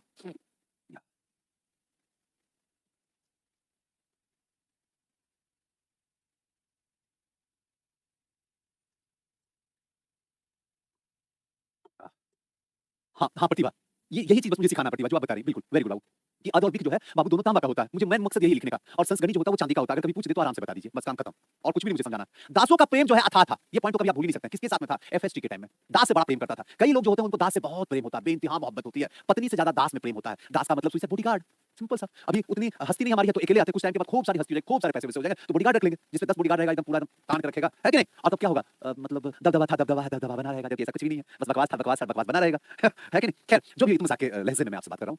खैर तो इस चीज को ध्यान रखना कि दासों का प्रेम अगर कभी दिखेगा आपको, सरन जी ऐसी मजाक की बाबू, अभी कैसे कोई कटो बता सकता? आप एक चीज पे रट मार लिया सर, एडियो का कटो बता दीजिए, जब क्वेश्चन देखेंगे तब ना बोलेंगे सरन जी, क्वेश्चन का स्टैंडर्ड ना कटो बताता बाबू, ऐसे कैसे मैं बता सकता हूँ कटो? आप भी ना उस समय जैसी क्वेश्चन आइएगा ना, जब एग्जाम देके आते ही आप अभी वहां से निकलिएगा, उसी समय क्वेश्चन देकर समझ जाएंगे कितना कट ऑफ जाने वाला, उस समय आपको बता देंगे फट से। दीवाने बंदगान बन रहा है, हाँ डेविड टोनी जी, वेरी गुड बाबू, दीवाने बंदगान दासों के लिए, दीवाने बंदगान दासों का प्रेम इसका बड़ा था दास प्रेम। भाई दास प्रेम सब में नहीं होता, ध्यान रखिएगा। जैसे हम क्या हैं? हम क्या हैं? अपने प्रभु के दास हैं। हमारा मालिक कौन है? ऊपर बैठा हुआ, चाहे अल्लाह कहो, जीसस कहो, वाहिगुरु कहो, राम कहो, जो कहना एनर्जी कहो, जो बोलना है सूरज बोलो, जो भी बोलो, वही हमारा क्या है? भगवान है, और मैं, वो मेरा क्या है? स्वामी, और मैं उनका दास हूँ। सिंपल सा मतलब है। और हमारा प्रेम जो है उनके साथ ऐसा है, जन्मों जन्मों का प्रेम है। इतना इश्क तो मुझे दुनिया में किसी से हुआ नहीं जितना इश्क ऊपर में बैठा हुआ उससे होता है। तो ये जो है ये प्रेम है, ध्यान रखना। इस प्रेम को जो है क्या है, कोई नाम दिया ही नहीं जा सकता है, क्योंकि इस प्रेम का कोई नाम होता ही नहीं है, इसका बेइंतहा मोहब्बत है ना? उसी तरीके से यहाँ पे दासों का प्रेम, दासों का प्रेम सबसे ज्यादा था, और इसी के लिए इसने बनवाया क्या था? दीवाने बंदगान, दासों को नियंत्रण करने के लिए दीवाने बंदगान बनवाया था। ये चीज जरूर याद रखिएगा, दीवाने बंदगान कभी नहीं भूलिएगा। क्लियर है? दासों का प्रेम जो है इनमें क्या था? कूट कूट के भरा था। कहा ऐसा जाता है कि एफएसटी के पास, गुरुदेव, एफएसटी के पास 1,80,000 दास थे, इतने दास रखे हुए थे। क्लियर है ना? तो इस चीज को थोड़ा सा ध्यान रखने की जरूरत है। दासों का क्या था? प्रेम बहुत ज्यादा था, और इन दासों पे नियंत्रण लगाने के लिए दीवाने बंदगान की स्थापना की गई थी, जिसके द्वारा जो है दासों को क्या किया जाता था? कंट्रोल किया जाता था। इस चीज को ध्यान रखिएगा, है ना? इसके सिवा ज्यादा कुछ करने का है नहीं। लास्ट में एक पॉइंट और है जो थोड़ा सा समझा देता हूं कि इस टाइम में एक चीज और है, आप नाम जरूर सुने होंगे। यहां सिर्फ 4 प्रकार के, ध्यान रखिएगा, इस्लामिक शरीयत के अनुसार यहां सिर्फ 4 प्रकार के कर होते थे: जजिया, जकात और खुम्स, खराज। ये चारों को याद रखिएगा, 4 प्रकार के कर थे, 4 प्रकार के कर थे। जरा बताइए आप लोग, बहुत कमेंट आप करते हैं। पहला जजिया, क्या था जजिया? समझाइए, तब हम जाने, खाली कमेंट करते हैं। जजिया के बाद जकात, जकात क्या है बताइए? जकात के बाद खुम्स क्या है बताइए? खराज क्या है बताइए? बस टोटल जो होता था 24 प्रकार के टैक्स हुआ करते थे, 24 प्रकार के टैक्स को समाप्त कर दिया गया। यही चार प्रकार जो थे, इन 4 प्रकार के टैक्स को लगाया गया था। ध्यान रखिएगा, ये पूछा हुआ क्वेश्चन है बाबू, बहुत बार क्वेश्चन पूछा है, ये ध्यान रखिएगा। ये 4 प्रकार का जो टैक्स है, इसको कभी नहीं भूलिएगा, कभी भी नहीं जिंदगी में, इस चीज को ध्यान रखिएगा। ये 4 को एकदम नहीं, चाहे जजिया की बात हो जाए, जकात की बात हो जाए, खुम्स की बात हो जाए, खास की बात हो जाए, ध्यान रखना है। फिर चाहे गैर धार्मिक कर हो जाए, या फिर धार्मिक कर हो जाए, या फिर मुसलमानों से सिर्फ टैक्स लिया जाए, या फिर लूट का धन जो लाया जाता है, जहां से राजा क्या है दूसरे क्षेत्र पे जाके अटैक करेगा, वहां से जो लूट के धन ले जाएगा, उसको क्या है, कुछ पार्ट जो है सैनिकों को दे दिया जाएगा, कुछ जो लूटा हुआ सामान राजा अपने पास रख लेगा, ये सब का धन होता है। इसी सबको ही हम लोग क्या करते हैं, इन टोटल 23 प्रकार के कर जो थे उनको हटा के 4 प्रकार के कर को रखा गया। एक कर और है बाबू, जिसको समझना होगा, चाहे घड़ी कर हो या फिर चढ़ाई कर हो। घड़ी कर और चढ़ाई कर का मतलब समझते हैं, जरा समझिएगा यहाँ पे। घड़ी कर और चढ़ाई कर, घड़ी और चढ़ाई का मतलब क्या हुआ? घड़ी मतलब क्या हुआ? हाउस टैक्स, ये तो आप अब आप समझ गए होंगे। चढ़ाई कर का मतलब क्या हुआ? वैसा पशु जो दुधारू हो, ध्यान से समझिएगा। हाँ रानी, जकात गरीबों को दिया जाता था, बिल्कुल बिल्कुल, वेरी गुड बाबू। नहीं सजदा जी, छुट्टी नहीं दूंगा, आई हेट छुट्टी। मेरे से उम्मीद तो जिंदगी में कभी मत करना छुट्टी का, बाकी दुनिया में किसी से उम्मीद कर लेना। राम हे भगवान। अब थोड़ा सा बाबू, यहाँ पे चढ़ाई कर का सीधा सा मतलब ये हुआ कि वैसा पशु जो क्या है, दुधारू हो, दूध देने वाला पशु हो, है ना? तो ये सब पशु होते हैं ना कि आसपास में आज भी अपने गांव में जाके देखिए ना, चरने के लिए, जहाँ खाली पड़ती भूमि हो, है ना? चाहे वो खालसा की भूमि कहिए, जिसको कहते हैं सरकारी भूमि कहिए, आज भी का खालसा सरकारी भूमि जो क्षेत्र रहता है उसमें क्या है, गाय भैंस को छोड़ दिया जाता है, अपना एक जो है आराम से बैठा रहता है चराई करने वाला, और गाय भैंस जो है आराम से क्या है, चरते रहता है, बड़ा मजा आता है। वो लाइफ मस्त लाइफ है, लाइफ अल्टीमेट लाइफ। बेचारा 2 ही पैसा कमाता है लेकिन एकदम सुकून से, है ना? एकदम लेट जाएगा सूरज की रोशनी में, आराम से मस्त सोया रहेगा, गाय भैंस अपना चरते रहेगा, बड़ा अजीब सा, मतलब क्या बताएं, हम भी ये दिन देखे हैं, है ना? तो बड़ा याद आता है। तो वो उसको कहते हैं चराई कर, कहते हैं। ये चराई कर भी और घड़ी कर, यानी कि हाउस टैक्स आपको इसके टाइम में देना पड़ता है ना? कोई दिक्कत? चलिए, अब कोई समस्या किन्हीं को हो? चलिए, अब आते हैं, 1 सेकंड रुक जाओ बाबू, थोड़ा सा, बस 1 मिनट रुक जाना, है ना? बस यूं गया यूं आया।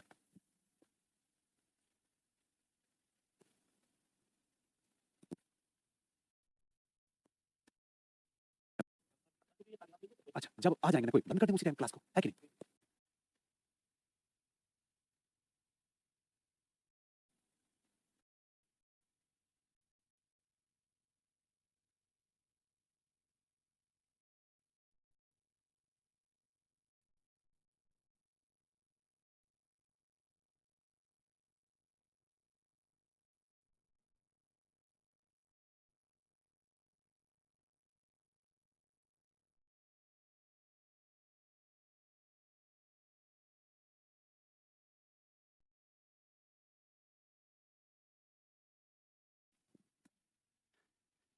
कोई प्रॉब्लम?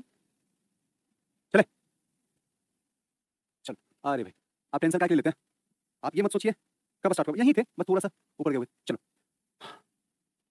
चलिए, आइए सर, टाइम मेंटेन कीजिए। अच्छा अनुसार कोई टेंशन मत लो, जब आज 1 बजे क्लास छोड़ेंगे ना पूरा मेंटेन करेगा, गलती से मत बोलना, सब छोड़िए, है ना? अभी करते हैं मेंटेन। आओ चलो शुरू करें। कल आपको एफएसटी पढ़ाए थे और अब जो है आपको स्क्रीन पे रहेगा, जिससे कि आसानी से हो जाएगा, टाइम भी बचेगा, सीखते भी जाएंगे, समझते भी जाएंगे, जो डाउट होगा वो डाउट को क्लियर करते हुए आगे निकलते चले जाएंगे। क्लियर? कोई दिक्कत? चलिए, यह जौना खान का क्या था? चचेरा भाई था। अब बात आती है कि भाई जौना खान कौन है? तो फिरोज शाह तुगलक से पहले की जो कहानी हम चल पढ़ा रहे थे आपको, सबसे पहले हमने बताया जीएसटी, जीएसटी के बाद एमबीटी और एमबीटी के बाद बताया एफएसटी। यहां से सवाल ना होता कि कोई क्वेश्चन गलत हो जाए। और जब बात चल रही थी मोहम्मद बिन तुगलक की बात चल रही थी, इसी का नाम था जौना खान। क्लियर है? और जौना खान का जो चचेरा भाई था, ध्यान रखिएगा, जनरली राजा कौन होता है? राजा का बेटा ही राजा होता है, और यहाँ इसका चचेरा भाई जो था उसी का नाम था क्या? एफएसटी नाम था, यानी कि फिरोज शाह तुगलक। कोई दिक्कत किसी को? कोई समस्या? चले, फिरोज शाह तुगलक एक हिंदू माता पिता राजपूत रनमल की पुत्री नीला का पुत्र था। अतः इस पर हिंदू होने का आरोप ना लगे, इसलिए इसने क्या किया? ब्राह्मणों पे भी जजिया पर कर लगा दिया, कि ऐसा ना हो जाए कि ऐसा कि भाई आप हिंदू हो और इसीलिए क्या है ब्राह्मणों से जजिया कर नहीं लेते हो, और इसी की वजह से इन्होंने जजिया कर, वजह कुछ भी नहीं, उससे कोई काम नहीं है, बस आपको ध्यान रखना कि जजिया कर कहां से शुरू हुआ था और कहां जाके 1720 में अंत हुआ है। और हमेशा इस बात को ध्यान रखना, 712 सिंध वाला इलाका से चला है और 1720 में ले जाकर समाप्त हुआ। बाकी बीच का पूरा कहानी तो आपको पता ही होगा। क्लियर है? आइए, इसका राज्याभिषेक 1351 में हुआ, थोड़ा सा ध्यान रखने की जरूरत है। इसने अशोक का टोपरा अभिलेख, जो कि हरियाणा को और मेरठ का यूपी जो दिल्ली में क्या किया था? स्थापित किया था। और इसने अलग से निर्माण विभाग भी बनवाया, जिसमें 300 से अधिक नगर शहर का क्या करवाया? निर्माण करवाया। जैसे अगर एग्जांपल में देखा जाए तो हमेशा क्वेश्चन पूछा जाता है जौनपुर से, हमेशा। अभी भी डिस्कशन करके आ रहा हूं जौनपुर का ही, 2-3 दिन पहले डिस्कशन कर रहा था, चाहे फिरोजाबाद हो, हिसार हो, फतेहाबाद हो, फिरोजपुर हो, इन सब का इन्होंने निर्माण करवाया था शहर का। जौनपुर को सिरासी हिंद के रूप में जाना जाता है, एकदम इंपॉर्टेंट है, ध्यान रखिएगा। जौनपुर, अगर मैं आपसे पूछूं कि जौनपुर कहां है तो आप क्या कीजिएगा? नहीं बाबू, लिखते नहीं जाना, चांदनी नहीं लिखना, कुछ भी नहीं लिखना, बस सुनना है, समझना, और जिस ट्रिक से आपके दिमाग में मैं रखूंगा उसी ट्रिक से आप अपने दिमाग में रखिएगा, सारा का सारा पीडीएफ मिलेगा, घबराने की कोई जरूरत नहीं। क्लियर? आइए, इसने 1200 से अधिक फलों के बाग बगीचे भी लगवाए ताकि फलों की गुणवत्ता को सुधारा जा सके। रियलिटी में तो मैं लिख तो जरूर दिया हूं कि फलों की गुणवत्ता को क्या किया जा सके? सुधारा जा सके। रियलिटी यह है कि खजाना खाली हो गया, उस खजाना को किसी भी हालत में भरने की जरूरत है, एमबीटी ने खाली कर दिया था। क्लियर है? कोई दिक्कत? इसने नहरों का जाल बिछा दिया। नहरों का जाल ये बिछाया, ये तो अच्छी बात है, लेकिन जब भी आपसे नहरों की बात किया जाएगा तो सबसे पहले जीएसटी के बारे में याद रखिएगा आप। हाँ? और जब झील की बात होगा तो चंद्रगुप्त मौर्य को याद रखिएगा, कभी भी गलती से भूल मत जाइएगा, कल भी यही चीज आपको बताया हूं। इसी के समय सर्वप्रथम सिंचाई कर लेना प्रारंभ कर दिया गया था, इससे पहले कभी भी सिंचाई कर नहीं लिया जाता था। पहली बार एफएसटी यानी कि फिरोज शाह तुगलक के टाइम से ही सिंचाई कर शुरू हो गया। जब सिंचाई की बात आएगी, कर की बात आएगी सिंचाई में, तो सबसे पहले नाम जब भी आएगा तो एफएसटी का आएगा, एकदम दिमाग में याद रखना। जैसे बोलूं सर लिखे कैसे? लिखना नहीं है फातिमा, हे भगवान, लिखना नहीं है, बस सुनना है। आपको सब पीडीएफ दे देंगे, मत घबराओ। हाँ प्रतिभा सुदर्शन जी, वेरी गुड बाबू, है ना? लिखना नहीं है, आपको कुछ भी नहीं लिखना, बस खाली सुनना है, जहां समझ में नहीं आया बस पूछ लेना है ना? नोट्स कब तक आएगा? आज आ जाएगा, क्लास खत्म करेंगे तुरंत नोट्स लेंगे, अब तो लिखा हुआ, अब देने में थोड़ी दिक्कत है। क्लियर है? और बाकी सब स्टार्ट हो रहा है, लिखा जा रहा है। चलो अब प्रारंभ कर दिया। जो किसानों की सरकारी नहर से खेती करता था उसे हक ए सर्व या सर्व नामक टैक्स देना होता था, जो कुल उपज का 10% या 1/10 भाग देना होता है। पिछले वाला क्लास में मैंने आपको अच्छे से समझा दिया हूं, बस एक बार रिपीट हो रहा है। इसी के समय सार्वजनिक सिंचाई और लोक निर्माण कार्य पर अधिक धन खर्च किया गया था, इसीलिए ताकि ज्यादा से ज्यादा वहां से इनकम हो सके, और इसी के द्वारा सर्वप्रथम लोक निर्माण विभाग का भी स्थापना कर दिया गया था। किसके टाइम में? तो ध्यान रखना एफएसटी के टाइम में। कुछ ऐसी बातें हैं जो जहां पे ध्यान रखने का, लोक निर्माण विभाग की जब भी बात आएगी तो एफएसटी का नाम सबसे पहले आएगा, इस चीज को ध्यान रखना। फिरोज शाह तुगलक के दरबार में सर्वाधिक दास 1,80,000, कल भी हमने आपको बताया, दास प्रेमी था। कई लोग को होता है, इच्छाएं होती है कि आजू बाजू में जो है मेरा बॉडीगार्ड चले, कई लोग की इच्छाएं होती है कि नहीं एकदम जीवन जो है एकदम आराम से शांतिमय तरीके से हो, और इन दासों को देखभाल के लिए अलग से दीवाने बंदगान, कई बार क्वेश्चन पूछा है, याद रखिएगा, जहां हिट कर रहा हूं वहां आप भी हिट करके रखिएगा। दीवाने बंदगान बनाया गया था, जो क्या करता था? इन 1,80,000 दासों को क्या करता था? देखभाल करता था, एक अलग विभाग सब बना दिया गया था। इससे बेरोजगारों को बेरोजगारी भत्ता भी दिया, जो बेरोजगार थे उनको बेरोजगारी भत्ता, जैसे अभी आप स्टूडेंट है, मेरी सरकार आ जाए और मैं कहूं कि 1,000 रुपया पर मंथ हर उस स्टूडेंट को दिया जाएगा जब तक वो ग्रेजुएशन नहीं कर लेता है, तो इसका मतलब है ये जो पैसा आपको मैं दे रहा हूं ये बेरोजगारी भत्ता दे रहा हूं। कोई दिक्कत, कोई समस्या? चले अब एग्जाम कब होगा बाबू, तो थोड़ा सा तो एक्टिव होना जरूरी है ना, तेजी से पढ़ाना जरूरी है, क्योंकि समय में बहुत सारा है ना सब्जेक्ट है, तो इसको देखते हुए गरीब असहाय और अनाथ की सहायता के लिए इसने अलग से दीवाने खैरात, खैरात में कुछ नहीं दिया जाता है, अक्सर देखते हो ना, पूछने के याद रखना, खैरात में यहाँ कुछ नहीं मिलता है, ये नहीं समझो कि कुछ भी मिल जाएगा खैरात में, मेहनत करना पड़ता है। तो जब भी बात चलेगी खैरात की तो इसका मतलब है इसके अंदर गरीब आदमी रहेगा, असहाय आदमी रहेगा, अनाथ आदमी रहेगा, जिसका कुछ नहीं है उसी का खैरात है। याद रखना, जिसका कुछ नहीं है उसी का क्या है? खैरात है। तो आज पहली बार समझ में आ गया कि दीवाने खैरात में उन लोगों को रखा जाएगा जो गरीब होंगे, असहाय होंगे, अनाथ होंगे बाबू, उनकी सहायता के लिए विभाग बनाया जाएगा, इन लोगों की सहायता के लिए, जिसको क्या कहा जाएगा? दीवाने खैरात। कभी ना भूलो, क्वेश्चन पूछा हुआ, क्वेश्चन देखो। इसने दरुल सफा, ध्यान रखिएगा, दरुल सफा नामक एक मुफ्त अस्पताल बनाया, क्वेश्चन पूछा हुआ है, दरुल सफा इनमें से क्या है? अब पहला ऑप्शन दे देगा मंत्री पद है, दूसरा ऑप्शन दे देगा अस्पताल है, तीसरा ऑप्शन दे देगा मदरसा है, चौथा ऑप्शन दे देगा इनमें से कोई नहीं, एक से अधिक। अगर आपको पता होगा कि दरुल सफा जो है एक अस्पताल है तभी ना आप मारिएगा, नहीं पता होगा तो फिर गए काम से। इसलिए इसको बाबू याद रखिएगा, ये क्या है? एक अस्पताल है, मुफ्त अस्पताल है, पैसा वाला उसमें कोई मतलब नहीं, अस्पताल है, हॉस्पिटल है तो है, बस। कोई दिक्कत बाबू किन्हीं को? चलिए आइए नेक्स्ट, यह सरकारी खर्च पर हज की यात्रा करवाने वाला पहला भारतीय शासक था। हज है ना, हज जो इस्लाम धर्म से जुड़े हुए लोग होते थे और पूरा मदीना इस्लामी चल रहा, तो इनका क्या होता था? इनका जो पवित्र भगवान जो हुआ करते थे उन्हीं को दर्शन करने, जैसे हम लोग वैष्णो देवी जाते हैं ना, उसी तरीके से ये लोग हज का यात्रा जाते हैं। हज के लिए सबसे पहली बार सरकारी खर्चों पे करवाने वाला जो था वो कौन था? एफएसटी था। याद रखने की जरूरत है। विभिन्न धर्मों में आपसी समन्वय के लिए इसने एक अनुभाग को क्या किया? बनवाया, आपसी समन्वय। आपसी समन्वय का मतलब क्या है? आपसी जो भेदभाव है उसको समाप्त करके आपसी मिलाप करवाने के लिए जो बनवाया गया वो एक अलग क्या था? विभाग बनवाया गया था, वो भी एफएसटी के लिए ही, और एफएसटी के टाइम में ही इसको बनवाया गया था ताकि किसी भी धर्म से किसी का टकरार ना हो सके। फिरोज शाह तुगलक को सल्तनत काल का अकबर कहा जाता है। जो काम अकबर अपने समय में प्रजाओं के लिए किए थे, वहां के रहने वाले लोगों के लिए किए थे, महिलाओं के लिए किए थे, है ना, जीव जंतु पशु पक्षी के लिए किए थे, वही काम फिरोज शाह तुगलक ने भी अपने काम में अपने समय में करवाया था। इसलिए इसे सल्तनत काल का दिल्ली सल्तनत, ध्यान रखिएगा, सल्तनत दिल्ली सल्तनत काल का इसे अकबर कहा जाता है। इसके द्वारा अर्धा और विक नामक दो सिक्के चला गया था, ध्यान रखिएगा, अर्धा और विक, ये दो नाम कभी आपको बताया थे, दो सिक्के चला गया था। फिरोज शाह तुगलक दिल्ली में कोटला दुर्ग का क्या करवाया था? निर्माण करवाया था, कोटला दुर्ग। क्लियर है? और ये कोटला दुर्ग जो है वो आपकी आंखों के सामने है। एक मिनट बाबू,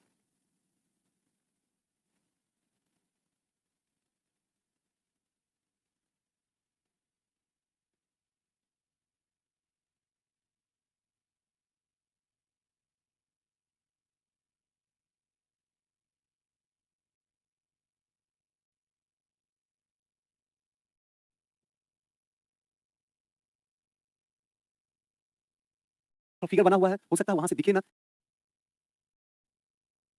आइए, तो थोड़ा सा यहाँ पे देखना, दिल्ली में कोटला दुर्ग फिगर बना हुआ है, हो सकता है वहां से दिखे ना ये सामने में, और यहाँ पे जो आप देख रहे हैं ये अर्धा और वीक दो सिक्के हैं। क्लियर है?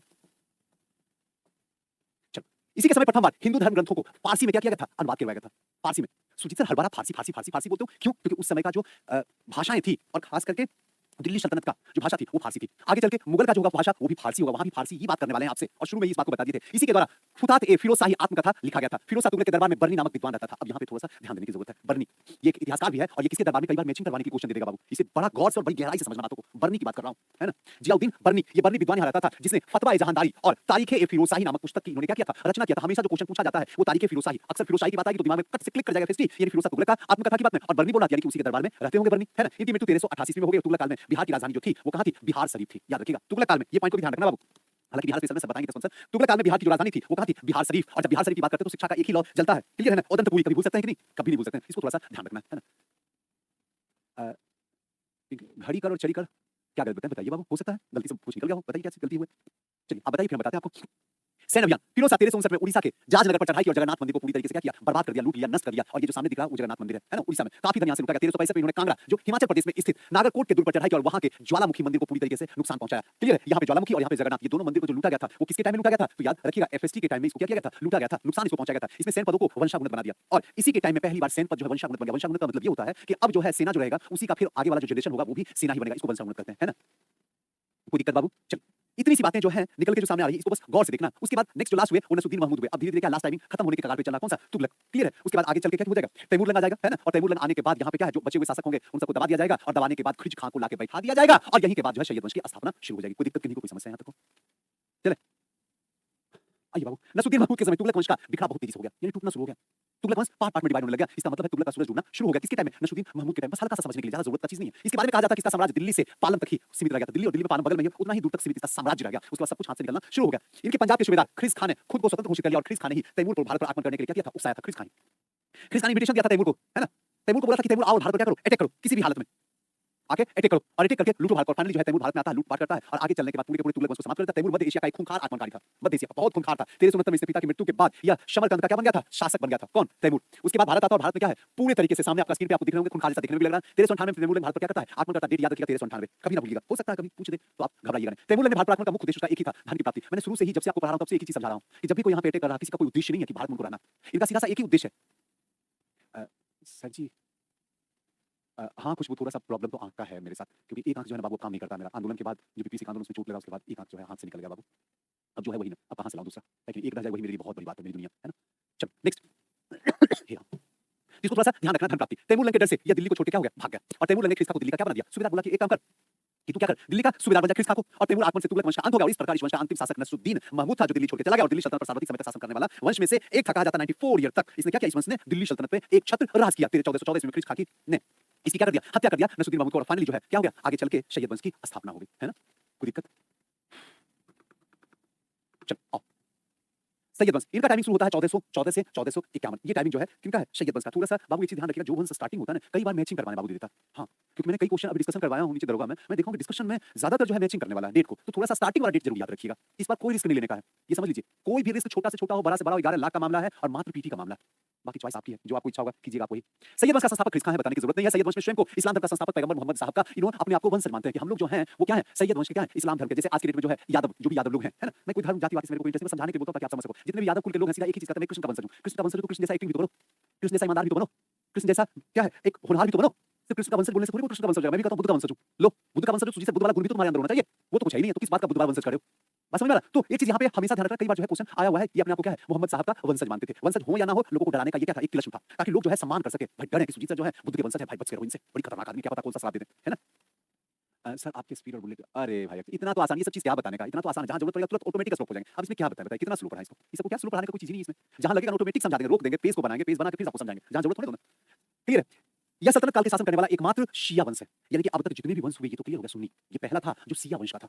अब ये शिया और सुन्नी है क्या भाई? ये संप्रदाय है बाबू। जैसे हिंदू धर्म में हम लोग कहते हैं ना कि एक वैष्णव है और एक शैव है, शैव मतलब शिव के उपासक और वैष्णव मतलब विष्णु के उपासक। उसी तरीके से यहाँ भी दो भाग में जो इस्लाम धर्म में दो संप्रदाय में विभाजित हो गया था, एक शिया में और एक सुन्नी में। यानी कि पहली बार यहाँ पे एक और क्वेश्चन मिलकर तैयार हो गया जहाँ से फंसाने का काम करेगा। एकमात्र शिया वंश अगर कोई था तो कौन था? ख़िज़्र खां यानी सैयद वंश था। 1398 में तैमूर ने भारत पर आक्रमण किया और इस समय ख़िज़्र खां उसकी क्या है? सहायता की, जिस कारण तैमूर ने भारत से लौटते समय चाहे वो मुल्तान की बात हो, लाहौर की बात हो या दीपावली की बात हो, इन सबका सूबेदार नियुक्त किया, उसके बाद निकल गया।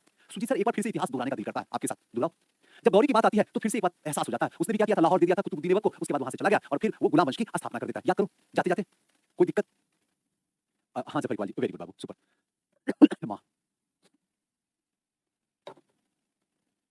चले 1414 में ख़िज़्र खां ने दौलत खां को पराजित करके दिल्ली की गद्दी पे जाके क्या किया? बैठ गया। दौलत खां को क्या करता है? पराजित करता है और जाके दिल्ली की गद्दी पे क्या करता है? आराम से रिलैक्स होकर बैठ जाता है। ख़िज़्र खां कभी सुल्तान की उपाधि धारण नहीं की, बल्कि इसने स्वयं को रैयत-ए-आला कहा। रैयत-ए-आला याद रखिएगा, उसने खुद को अपने आप को रैयत-ए-आला कभी भी सुल्तान ने कहा, इसलिए सुल्तान ने कहा क्योंकि तैमूर लंग से विरासत में मिली थी सत्ता।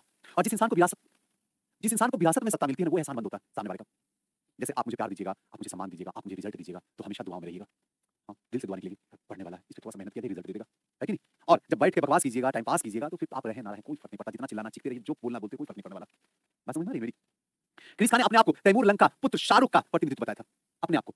तैमूर लंग का जो पुत्र था शाहरुख था, ये अपना वाला ऐसा कि नहीं, ध्यान रखिएगा, उस समय टाइम वाला, है ना? ख़िज़्र खां की मृत्यु 1421 में हो गई। थोड़ा-सा बस ध्यान रखने की जरूरत है। इस वंश का शासक मुबारक खान ने सुल्तान की उपाधि धारण की। किसने? मुबारक शाह ने। अगला शासक मुबारक शाह ने, अब ज्यादा है नहीं इसमें। मुबारक शाह ने अपने नाम का खुतबा भी पढ़वाया और अपने नाम के सिक्के भी चलवाए और साथ-साथ में खुतबे में तैमूर वंशज के सिक्के को तुगलक वंश के शासकों के नाम से क्या किया? नाम को हटवा दिया। जो तुगलक वंश के शासक थे उनके नाम को हटवा के वहां पे तैमूर वंशज के सिक्के को चलवाया। इसने सिक्के पर अपना नाम मुइज़-उल-दीन मुबारक खुदवाया और इस वंश का अंतिम शासक अलाउद्दीन आलम शाह था। बस थोड़ा-सा मुख्य रूप से ख़िज़्र खां याद रखिएगा बाबू, बस। अंतिम शासक जो है अलाउद्दीन आलम शाह है। अलाउद्दीन आलम शाह इस वंश का सर्वाधिक समय तक शासन करने वाला शासक था और 1351 में बहलोल लोदी ने इसकी हत्या करके लोदी वंश की स्थापना कर दी। और अब जो टॉपिक शुरू होने वाला लोदी वंश, ध्यान रखिएगा। और ये लोदी वंश से अब क्वेश्चन आएगा, इसको धरती पे कोई काट नहीं सकता। अब यहाँ पे एक्टिव मोड में आ जाएगा क्योंकि सैयद वंश उतना इंपॉर्टेंट है। सैयद वंश बस ख़िज़्र खां को थोड़ा-सा सेंटर में लेके चलना मुझे और उसके साथ-साथ तैमूर लंग को सेंटर में लेके चलना और ये दोनों को मैंने सेंटर लाइन में लेके चला आपके साथ में, क्लियर ना? थोड़ा-सा अलाउद्दीन आलम शाह को लेके चलना है कि अंतिम शासक भी है ये और कमाल की बात है कि इसका कार्यकाल भी थोड़ा-सा ज़्यादा है।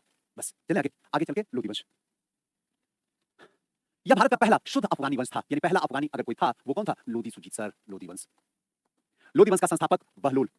देखिए यहाँ के बाद माहौल पूरा बदल जाएगा। बहलोल लोदी, बहलोल लोदी को मजाक में मैंने नाम इसका दे दिया हूँ, बार-बार करके कहते हैं बकलोल कहीं का, बकलोल, है ना? और जो बकलोल टाइप का इंसान होता है जिसको जीवन से कोई मतलब नहीं है, कोई टेंशन लेने का जरूरत नहीं है, चाहे सक्सेस करे अनसक्सेस करे, एकदम न्यूट्रल रूप में रहने वाला, आराम से खाओ पियो, है ना? हॉस्टल में रहो, कोई दिक्कत नहीं है। इस लोगों का जो है आप देखिएगा इस तरीके से फैलता रहेगा शरीर भी और चेहरे पे जो है एकदम पूरी तरीके से मतलब उसको क्या कहते हो, ब्राइटनेस जो है बरकरार रहेगा। ये सब बाल वाल एकदम फुला हुआ होगा, है कि नहीं? पूरा एकदम दिखने में इतना सुंदर लगेगा। इसका मतलब ये वो लोग हैं जिनको टेंशन से कोई मतलब नहीं है कि इन लोगों ने क्या किया, टेंशन को कैंसर लेने भेज दिया। बात समझ में आ रहा है ना? तो अब बोलना क्या चाहते हो सुजीत सर? बोलना ये चाहता हूँ कि जो इस टाइप का आदमी होता है उसका टाइम पीरियड बहुत लंबा होता है क्योंकि इनको ना बीमारी होती है ना कुछ होता है ना कोई टेंशन लेता है, बाकी पूरा खानदान इसको लेकर टेंशन में रहता है, बाकी ये टेंशन में नहीं रहता। ये बोलता है तुम टेंशन लेकर मरते रह, जलते रह, तड़पते रह, उलटते रह, पलटते रह, मेरे को टेंशन नहीं लेना, मैं टेंशन लेने नहीं आई हूँ, मैं टेंशन देने आया हूँ, जिसको लेना ले, जिसको नहीं लेना मत ले। इस टाइप का इसका मतलब है कि सुजीत सर अब तक के जितने भी शासक हुए, एकलौता शासक अब मेरे को समझ में आ गया आपकी भाषा से कि बहलोल लोदी था जिसका कार्यकाल सबसे लंबा रहा। ये भी क्वेश्चन बनकर तैयार हुआ। ऐसे बता दिया जिंदगी में ना भूलूं, मर जाऊं लास्ट पे बैठा रहूं फिर भी चिता पे बैठा हूं फिर भी ना भूलूं। यानी सबसे लंबा जो कार्यकाल है बहलोल लोदी का है, कोई दिक्कत नहीं है बाबू। और ये पहला अफगान है, अगर पहला अफगान ये है तो सुजीत सर बता दो मेरे को कि दूसरा अफगानी कौन है? दूसरा अफगानी जो होगा वो सीधे किसमें चलेगा? मुगल काल में चल जाएगा, शेरशाह सूरी का टाइमिंग होगा, है ना? मां ही शेरवाल, हे भगवान।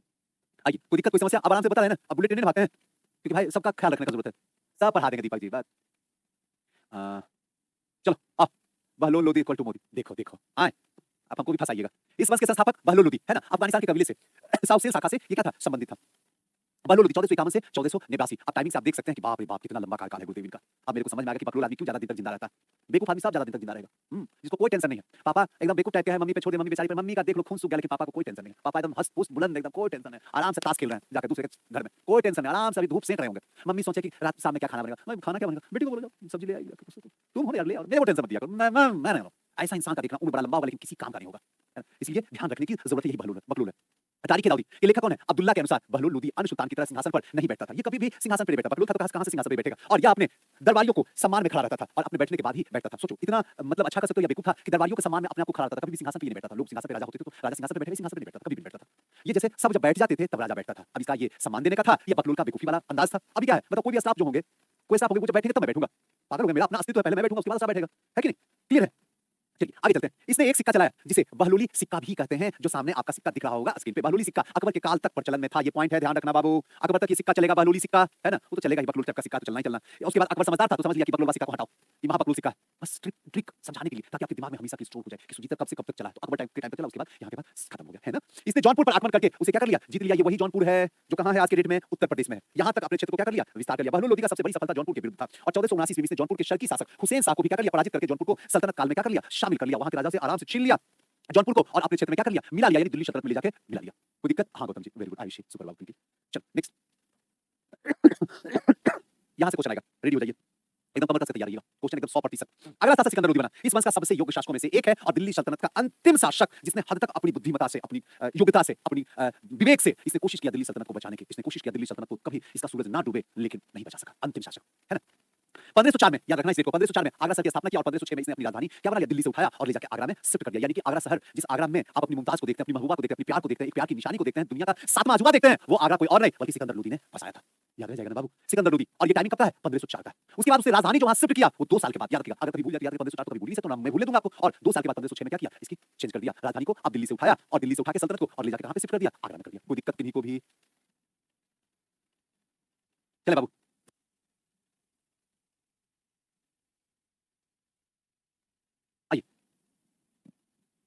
नेक्स्ट है, आगरा में ही सिकंदर लोदी ने एक किले का निर्माण करवाया जो बादलगढ़ के किले के नाम से मशहूर था।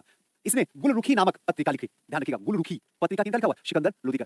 इनकी आज्ञा से आयुर्वेदिक ग्रंथ का फरहंग ए सिकंदरी नामक फारसी अनुवाद करवाया गया तथा इसने अपने शासनकाल में गायन संबंधी पर एक ग्रंथ लज्जत ए सिकंदर शाही की रचना हुई, जो भारतीय संगीत का पहला फारसी ग्रंथ था। ये क्वेश्चन पूछा हुआ है, ध्यान रखना। सीधी सर, भूल जाएंगे तो नहीं भूलोगे, जिंदगी में भूल देंगे, मत घबराओ। पहले तो गुलरुखी नामक पत्रिका किसके में, तो सिकंदर में। दूसरा एक चीज याद रखना कि आयुर्वेदिक ग्रंथ फरहंग ए सिकंदरी, ये भी फारसी में अनुवाद करवाया गया था, जो आयुर्वेद से जुड़ा हुआ था। और दूसरा जो है गायन से जुड़ा हुआ था, संगीत से जुड़ा हुआ था, वो लज्जत ए सिकंदर शाही। लज्जत, अक्सर क्या होता है, गाना गाने में लाज लगता है, आप ट्राई कर लो ना। आपको अगर मैं बोलूं ऐसे गाना आपको जरूर आता होगा, है ना, कोई भी गाना, चाहे तुझे दिखा तुझे जाना सनम, है कि नहीं, आप गाओ ना, आपने गा सकते हो, लेकिन अगर मैं सामने खड़ा हो जाऊं उसके बाद बोलूं, लगा के सुना तो अरे गुरुदेव, लाज लगता है। बाथरूम में मुझे एंट्री करवा दो, उसके बाद देखो ऐसा सुर मैं धरूंगा ना, कुमार सानू पीछे रह जाएगा। लेकिन ऐसे यानी कि लज्जत आप कभी ना भूलो, लज्जत इसका भी पूछा हुआ क्वेश्चन, जिसमें क्या है, संगीत, भारतीय संगीत का पहला फारसी में लिखा गया है ग्रंथ, इसको थोड़ा सा ध्यान रखने का। नेक्स्ट जो है, इसने जमीन की पैमाइश के लिए गज ए सिकंदरी, इसको तो कभी भूल ही नहीं सकोगे, आगे चल के अकबर ने भी इसको फॉलो किया था, गज ए सिकंदरी, कई बार आपको बताया है ना। चले, गज ए सिकंदरी नाम से ही लग रहा है। माप बनाया जो 30 इंच के क्या होता था, बराबर बाबू, इसको ध्यान रखना, 30 इंच के बराबर होता था, वो सिक्का टाइप का होता था, है ना, सिक्का टाइप का होता था, जिसमें क्या होता, आज भी जो है अमीन अगर आपका आता था, होगा सरकारी अमीन आता होगा, तो सिक्का टाइप का रहता होगा, जिसके थ्रू क्या है, जमीन का नपाई होती है और इससे एकदम एग्जैक्ट डाटा निकल के आता है ना, एकदम एग्जैक्ट डाटा निकल के आता है। उससे ये पता चलता है कि आपका कितना जमीन पड़ोसी ने कब्जा किया या आपने पड़ोसी का कितना जमीन कब्जा किया, है ना, इसको थोड़ा सा ध्यान रखने का है, लेकिन माँ, इसने ताजिया निकालने तथा महिलाओं के मजार पर जाने पर प्रतिबंध लगा दिया, बोला नहीं, ना ताजिया निकलेगा ना महिलाएं जो है मजार पे जाएंगी, सब प्रतिबंध। और सही बात है, महिला बाहर क्यों निकले, आज बाहर महिला निकल गई तो देख लो क्या हालत हो गया। ऐसा नहीं कि प्रोग्रेस नहीं हुआ, बहुत प्रोग्रेस हुआ है, बहुत प्रोग्रेस हुआ, लेकिन इस प्रोग्रेस में बर्बादी भी बहुत हो गई, जितनी उम्मीद नहीं की जा सकती। तो कुछ अगर नया कर रहे हैं तो बर्बादी तो होना, कुछ नया करने में बर्बादी तो होना ही होना, चाहे कुछ भी हो। अगर मॉडर्न को अपनाएगी तो बेटियां थोड़ा बहुत तो अगर लाएगी अंदर, इसमें तय बात है। अब उसको चारदीवारी में रखो तो जैसे चाहोगे वैसे रहेगी, नतीजा ये होगा जिस घर में जाएगी वहां भी उसको चारदीवारी की तरह ही रखेगा। आज ओपन करके रख दिया हो तो सवाल ना उठा कि जिसके घर में चल जाए, आंख उठा के देख ले, जहां आंख उठा के देखो उसके बाद तो ऐसा झापड़ खींच के मारती कि आंखें फिर उठना ही बंद हो जाता उसके खानदान में। तो आज बेटिया को इतनी ताकत मिल गई, पहले क्या होता था, ए जी ओ जी, हम ना कहें ये जो भी हो, एक्स बजट, आज के डेट में क्या है, ए जी ओ जी सीधा, ए सुजीत भाई जरा नहीं आओ, आज तो भाई भूल जाओ कि अब जी होगा, नाम नहीं होगा, खतरनाक वाला नाम दिया जाता है कि नहीं। अब दुनिया जमाना पूरा बदल गया है, इसलिए सचेत और सावधान हो जाइएगा, है कि नहीं। ड्रम से लेकर टीन तक सब अवेलेबल है, जहां होशियार बनोगे ड्रम में डाल के ऊपर से प्लेन कर देगी, हो गया, जा राम नाम सत्य ड्रम में मस्त है कि नहीं। सुजीत तो क्या क्या बोल देते हैं, है कि नहीं। चलो अब नेक्स्ट है, सिकंदर लोदी ने गवर्नर मियां भुआ ने दिल्ली में मोठ मस्जिद का निर्माण करवाया, याद रखिएगा बाबू, ये बहुत इंपॉर्टेंट है, क्लियर है। जो लोधी स्थापत्य का सर्वश्रेष्ठ नमूना में से एक है, कौन सा, मोठ मस्जिद। आप क्वेश्चन आपसे पूछा जाएगा मोठ मस्जिद कहां है, तो आप बता दीजिएगा दिल्ली में बाबू, बस ये बहुत इंपॉर्टेंट है ना।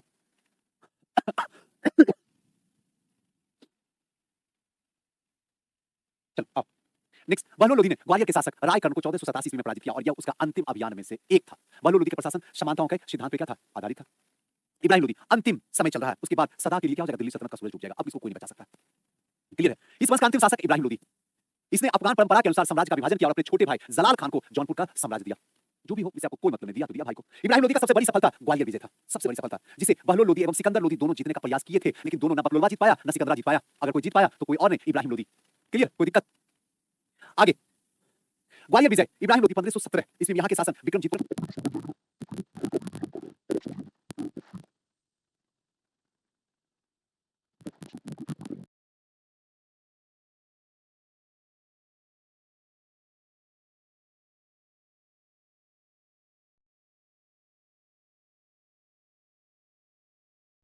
दिक्कत।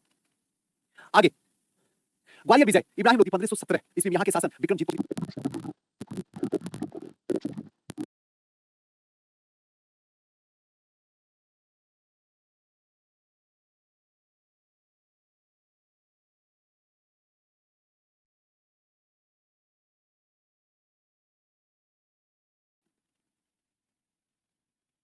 एक मिनट बाबू,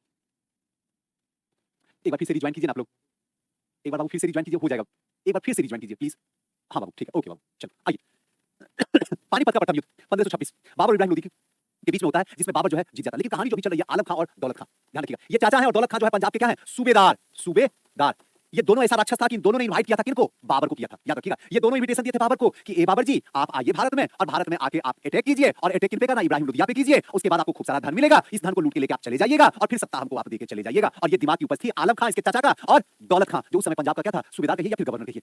लेकिन आप तो जानते हैं कि भारत में एक बार कोई आ जाता है तो भारत से इश्क हो जाता है, भारत को छोड़ के कोई नहीं जा सकता। सोने का चिड़िया बाबू, सब कुछ है भारत में, सब कुछ।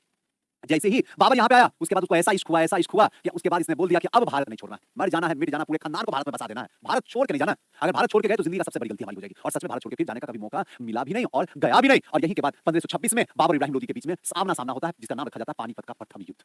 याद रखिएगा, पानीपत का प्रथम युद्ध कहा ऐसा जाता है कि तोप का प्रयोग किया गया पहली बार, ध्यान रखिएगा, किसमें, तो पानीपत का प्रथम युद्ध में। अब एक बात और बाबू, जब बात होती है पानीपत का युद्ध, हम आज तक जब से पढ़ रहे हैं और जब से हम इसको पढ़ा रहे हैं, आज तक इस बात को नहीं समझ पा रहे हैं ना, कोशिश भी नहीं करते हैं और दिमाग भी ज्यादा नहीं लगाते, दिमाग काम नहीं करता पानीपत के युद्ध में कि 3 पानीपत का युद्ध हुआ और आज तक नहीं समझ में आया कि जो हारा वो उसका पूरा का पूरा वंश ही खत्म हो गया, खेल ही खत्म हो गया। कैसा था ये पानीपत का, पहला 1526, दूसरा सुजीतसर 1556 और तीसरा 1761। ये तीनों बाबू एक साथ दिए हैं, एक साथ ध्यान रखना है आपको तीनों। अब पहले की बात अगर मैं करूं आपसे तो आपका दिमाग काम करना बंद हो जाएगा कि पहला जो है, अब ध्यान रखिएगा, ये पानीपत का पहला है, ये दूसरा का टाइमिंग और ये तीसरा का टाइमिंग, कोई इशू नहीं है ना किसी को। अब यहां पे क्या है, इब्राहिम लोदी और बाबर के बीच में, बाबर विजय होता है, इब्राहिम लोदी हार जाता है और दिल्ली सल्तनत का सूरज समाप्त, गया तिल लेना, खेल खत्म। हाँ 26, 56, 61, वेरी गुड रुखसाना, वाह बड़ा ट्रिक से याद कर लिया तू। 1556 ये टाइमिंग जो है ये किनके बीच में हो रहा है, सुजीतसर अकबर के बीच में, बैरम खान नेतृत्व कर रहे हैं, है ना अकबर, और हेमू के बीच में सुजीतसर, हेमचंद्र विक्रमादित्य जो सूर्यवंश का है, कोई दिक्कत नहीं। और जैसे ही अकबर जीतता है और हेमू हारता है, पूरा का पूरा सूर्यवंश का सूरज डूब गया, काम खत्म, कभी ना भूलो, पूछना से पूछना, जैसे पूछना, क्लियर। रूपाली बफरिंग हो गया, अरे फिर से रिज्वाइन करो, रूपाली सही हो जाएगा बाबू, रिज्वाइन करो जल्दी, है ना, सही हो जाएगा। तीसरा 1761, इस बार 1761 में जो युद्ध हो रहा है वो किन के बीच में हो रहा है, थोड़ा आप भी बताइए भाई, है ना, मराठा और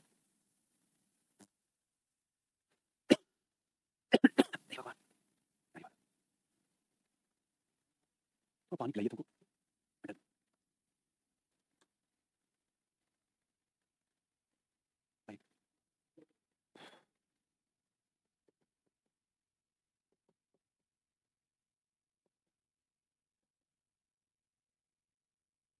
यहाँ क्या घटना होता है, मराठा की हार हो जाती है। यहाँ पे एक पॉइंट याद रखना बाबू आज के बाद, हालांकि आगे हम बताने वाले सब बताएंगे आपको। एक चीज यहाँ पे याद रखना कि मराठा की तरफ से कौन क्वेश्चन कई बार पूछता है, तो याद रखना सदाशिव भाव, है ना, की जरूर याद रखना बाबू, सदाशिव भाव।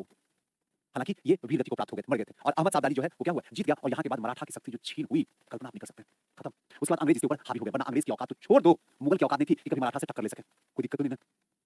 युगांडा किसको जाना, आए दीपक जी आए, चलिए अब यहाँ तो कोई दिक्कत नहीं, तीनों का तीनों आपके दिमाग में चला गया। आइए बाबू, इब्राहिम लोदी दिल्ली सल्तनत का एकमात्र शासक था जिसने युद्ध के मैदान में मारा गया, यानी कि युद्ध के मैदान में वीर गति को प्राप्त हो गया। इससे पहले आज तक कोई भी ऐसा शासक नहीं हुआ जो युद्ध के मैदान में वीर गति को प्राप्त हुआ, ये पहला शासक था जो क्या है, युद्ध के मैदान में वीर गति। कोई दिक्कत, आगे चलते हैं। दिल्ली सल्तनत का सामाजिक और आर्थिक स्थिति, थोड़ा सा सामाजिक और आर्थिक पूरा का पूरा एक बार हल्का सा एक नजर देखते हैं, आप भी तेजी से देखते जाइएगा, सब कुछ बताया हुआ है सामने रहेगा, तो इससे क्या होगा और आसान हो जाएगा, पूरा का पूरा सामाजिक को देख लेंगे, थोड़ा सा राजनीतिक देख लेंगे, थोड़ा सा आर्थिक देख लेंगे, थोड़ा सा सांस्कृतिक देख लेंगे, है ना। आइए, दिल्ली सल्तनत पर इस्लाम कानून लागू थे, किंतु अधिकांश जनसंख्या मुसलमान नहीं थी, और इसी कारण इतिहासकार बर्नी ने दिल्ली सल्तनत को वास्तविक इस्लाम नहीं कहा है, बल्कि सल्तनत काल के अधिकतर अधिकारी जो थे वो अमीर तथा सुल्तान तुर्क के कबीले के ही थे, बोलने वाली बात है नहीं। दूसरा, इस समय समाज में दास प्रथा मौजूद थी, जिसमें पुरुष और महिलाएं दोनों को दास के रूप में रखे जाते थे, दास प्रथा, ध्यान रखिएगा। थैंक यू बाबू। दिल्ली सल्तनत के समय में दास प्रथा क्या थी मौजूद, दिल्ली सल्तनत के टाइम में दास प्रथा क्या थे मौजूद थे, एकदम ध्यान रखना आपको, कभी भी दिमाग से बाहर ना भागे, क्लियर है। और सही बात है कि इसमें चाहे पुरुष हो या फिर महिलाएं हैं, इन दोनों को क्या है, दास के रूप में रखा जाता था, नौकर के रूप में रखा जाता था। सल्तनत कालीन राजस्व व्यवस्था की जानकारी का मुख्य स्रोत जो है यबू याकूब की पुस्तक किताब उल खराज में मिलती है, तो याद रखिएगा किताब उल खराज जो है इसमें राजस्व व्यवस्था की जो जानकारी मिलती है दिल्ली सल्तनत की, वो आपको इसी में मिलेगी, क्लियर है ना। एमसीक्यू करवा दीजिए, एमसीक्यू के लिए तो सुबह में क्लास चल रहा है, आप आइए ज्वाइन कीजिए उसमें, है ना, पूरा एमसीक्यू ही चलता है वहां पे, आप कीजिए वहां ज्वाइन। यहाँ तो एमसीक्यू कहाँ होगा बाबू, यहाँ पे यहाँ तो एईडीओ का क्लास चल रहा है ना, और इसका क्लास शायद इसका टेस्ट भी शुरू होने वाला है, हाँ चालू है ना, हाँ तो इसके टेस्ट से आप लोग जुड़ जाइए, इतना सस्ता तो है, अब कहाँ से ढूंढ रहे हैं, हाँ शायद 299 है ना, हाँ 30 के आसपास का टेस्ट है। वित्तीय व्यवस्था, इस समय अर्थव्यवस्था का मुख्य आधार जो है वो क्या है, कृषि और व्यापार। पूरा दिल्ली सल्तनत की बात कर रहा हूं, ध्यान रखना। भारत में तुर्क आगमन के साथ ही सिंचाई के लिए रहट प्रणाली की शुरुआत हो गई थी, और इस प्रकार 5 प्रमुख कर इसमें थे, चाहे उसकी बात हो, खरास की बात हो, घड़ी की बात हो, मुदई की बात हो या फिर चरी की बात हो। लेकिन ध्यान रखना है, खुम्स बिल्कुल भी नहीं, खुम्स का राजस्व से कोई लेना देना नहीं था। खुम्स का राजस्व से क्यों कोई लेना देना नहीं होता था, क्योंकि ये लूट का माल होता था, इसलिए इसको राजस्व में नहीं गिनती करते थे। इस समय धार्मिक कर को सदका कहा जाता था, सदका जो धार्मिक कर होता था उसको सदका कहा जाता था। जजिया जकात को अभी मुख्य राजस्व नहीं मानते थे, ना जजिया को मानते थे और ना जकात को, ये दोनों तो टैक्स था लेकिन कभी भी इसको राजस्व के रूप में नहीं मानते थे। स्टेटमेंट रहेगा, घबराना मत, ध्यान से सुनना। बफरिंग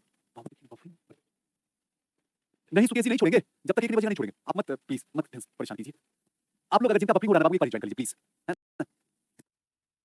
अरविंद जी 299 कॉस्टली है सर, तो फिर अरविंद जी मैं तो कहता हूँ किताब का अंतिम पेज बंद कर दीजिए, दिल की बात करता हूँ, फिर आपके लिए पढ़ाई नहीं है और ना पढ़ाई के लिए, और 299 भी महंगा लगा तो ताज्जुब की बात है कि नहीं? इससे नीचा क्या इंसान गिर सकता है इतना कम फीस की भगवान, इसके बाद भी अगर महंगा लगता है तो भाई मजाक के सिवा कुछ नहीं आप कर रहे हैं खुद के साथ, दुनिया के साथ नहीं। राजस्व क्योंकि ये क्या था, एक धार्मिक कर था, और कभी भी धार्मिक कर जो रहेगा ना बाबू वो कभी भी राजस्व कर में नहीं गिनती आएगा। आगे कर वसूलने वाला सबसे छोटा ग्रामीण अधिकारी चौधरी होता था, जबकि सबसे बड़ा अधिकारी जो होता था उसको कहते थे इक्तादार। क्या इक्तादार, इक्ता तो कभी भूल ही नहीं सकते, इक्ता तो वही होता था सुजीत सर कि काम के बदले जो है जमीन का टुकड़ा दे दिया जाता था, है ना? आगे बढ़े, कहाँ से एमसीक्यू कराते हैं वो दरोगा वाला बैच में बाबू, एमसीक्यू चल रहा सुबह में 8 बजे से 2 बजे तक चलता है लगातार डेली पर डे। चलो, सल्तनत काल में टंका, शंशगनी, तांबा, जीतल, चांदी के प्रमुख सिक्के वहां पे अवेलेबल थे, जो कि आपको बताई नहीं। जहाज लाने के क्षेत्र में दिशा सूचक यंत्र का भी प्रयोग फिरोज शाह तुगलक के काल में हुआ था। ध्यान रखिएगा, दिशा सूचक यंत्र, है ना? हेनरी द नेविगेटर, अगर कोई पढ़ रहे होंगे तो आपको पता होगा, नाम जो लिखा हो देखना, हेनरी द नेविगेटर। जब आपका शुरू होगा ना बाबू, आधुनिक जब क्लास शुरू हम लोग करेंगे ना, जब आधुनिक पे एंट्री करेंगे, मजा आएगा, लाजवाब एकदम धुआंधार पारी खेलेंगे। तो हेनरी द नेविगेटर की बात आएगा, इसी ने ही सबसे पहली बार दिशा सूचक यंत्र बनाया था, और इसी की वजह से आगे चल के वास्को डी गामा भारत आ सका था, अदरवाइज कभी भारत नहीं आ पाता, कभी जिंदगी में नहीं आ सकता। और इसी की वजह से पता चला था कि 1492 में कोलंबस ने भारत को नहीं खोजा बल्कि अमेरिका को खोज लिया था। कोई दिक्कत की कोई समस्या बाबू? तो थोड़ा सा आधुनिक से भी जोड़-जोड़ के आपको समझाते चलते ताकि आपका दिमाग एकदम क्लिक करता रहे कि सुजीत सर बस इस बार जो बोले सो निहाल, चाहे कुछ भी हो जाए रिजल्ट अपना आना चाहिए, बस। हाँ, रिजल्ट दीजिए, मजा आ जाएगा, रिजल्ट आएगा फिर सोच रहे हैं। अब सलाखों पे रखेंगे आपको हम, मजा आ जाएगा।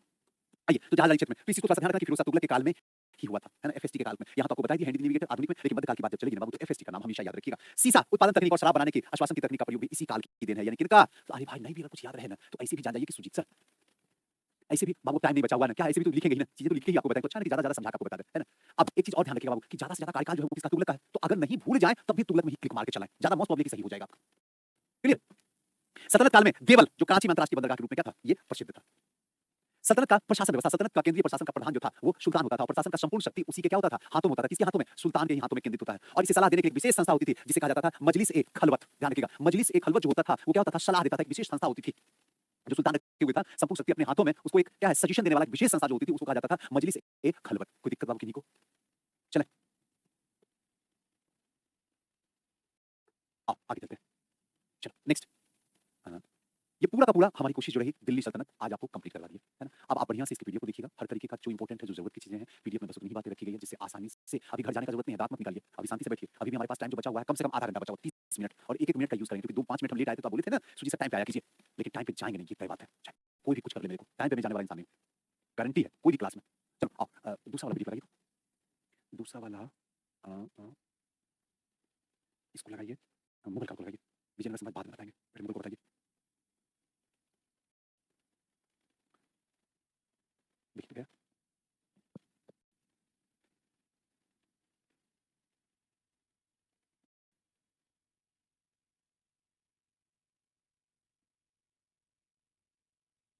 एक मिनट,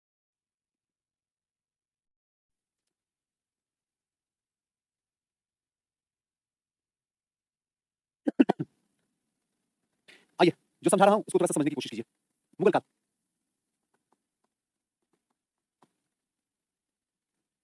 मुगल काल में जो बातें बताऊंगा जरा ध्यान रखिएगा, बस एक ट्रिक है उसको ध्यान रखिएगा।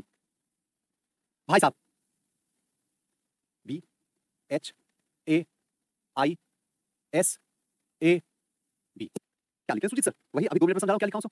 भाई साहब, इस ट्रिक को हमेशा यूज रखना, कई बार होता है असेंडिंग या डिसेंडिंग ऑर्डर में आपसे पूछा जाता है और बढ़ते क्रम या घटते क्रम में, है ना? राजा तो आप थोड़ा सा मिस हो जाता है, गलत हो जाता है ना? इसको थोड़ा सा समझिएगा। पहला बी से बाबर, अब जरा ठीक समझना भाई साहब, हर जगह कोई भी हो, भाई साहब थोड़ा खिसा किए, भाई साहब थोड़ा सा चलिए, भाई साहब थोड़ा सा मर जाइए, भाई साहब उधर उलट जाइए, भाई साहब थोड़ा सा पलट जाइए, भाई साहब थोड़ा सा जाने दीजिए, भाई साहब थोड़ा सा साइड हो जाइए, हर जगह भाई साहब माथा खराब हो गया। तो इस भाई साहब को मैंने सोचा कि उठा के मुगल काल में ठूस देता हूं, लो भाई साहब को मुगल काल में भी ले जाकर चैन से जीने नहीं दूंगा, तो उठा के मैंने क्या किया, मुगल काल में ले जाकर छोड़ दिया। भाई साहब का बी से बाबर, एच से हुमायूं, क्लियर? अब यहाँ पे हुमायूं के बाद ए है, ए की जगह पे बीच में थोड़ा देर के लिए कार्यकाल बदल जाएगा, क्या बदलेगा सुजीत सर? यहाँ एक कार्यकाल लाते हैं उठा के किसका? सूर्यवंश का, सूर्यवंश, शेरशाह सूरी, शेरशाह सूरी, पढ़ाएंगे मत घबराइए, इनको भी ध्यान रखना, थोड़ा सा दिमाग लगाना, क्लियर है ना? क्योंकि उसके बाद अकबर फिर आ जाएंगे, फिर हुमायूं आएंगे, हुमायूं के बाद फिर से अकबर की ड्यूटी हो जाएगी। तो बाबर, हुमायूं, बीच में शेरशाह, सूरज, थोड़ा देर के लिए सूरज डूबेगा और फिर से निकल जाएगा मुगल काल का सूरज। उसके बाद ए से अकबर, रुक जाओ यहाँ पे गड़बड़ा गया है, गड़बड़ा गया, आपको समझने में दिक्कत होगा, एक सेकंड बाबू जरा, मैं नहीं चाहता हूँ कि आपको दिक्कत हो, दिक्कत कुछ नहीं हुआ, जगह का कमी, बी एच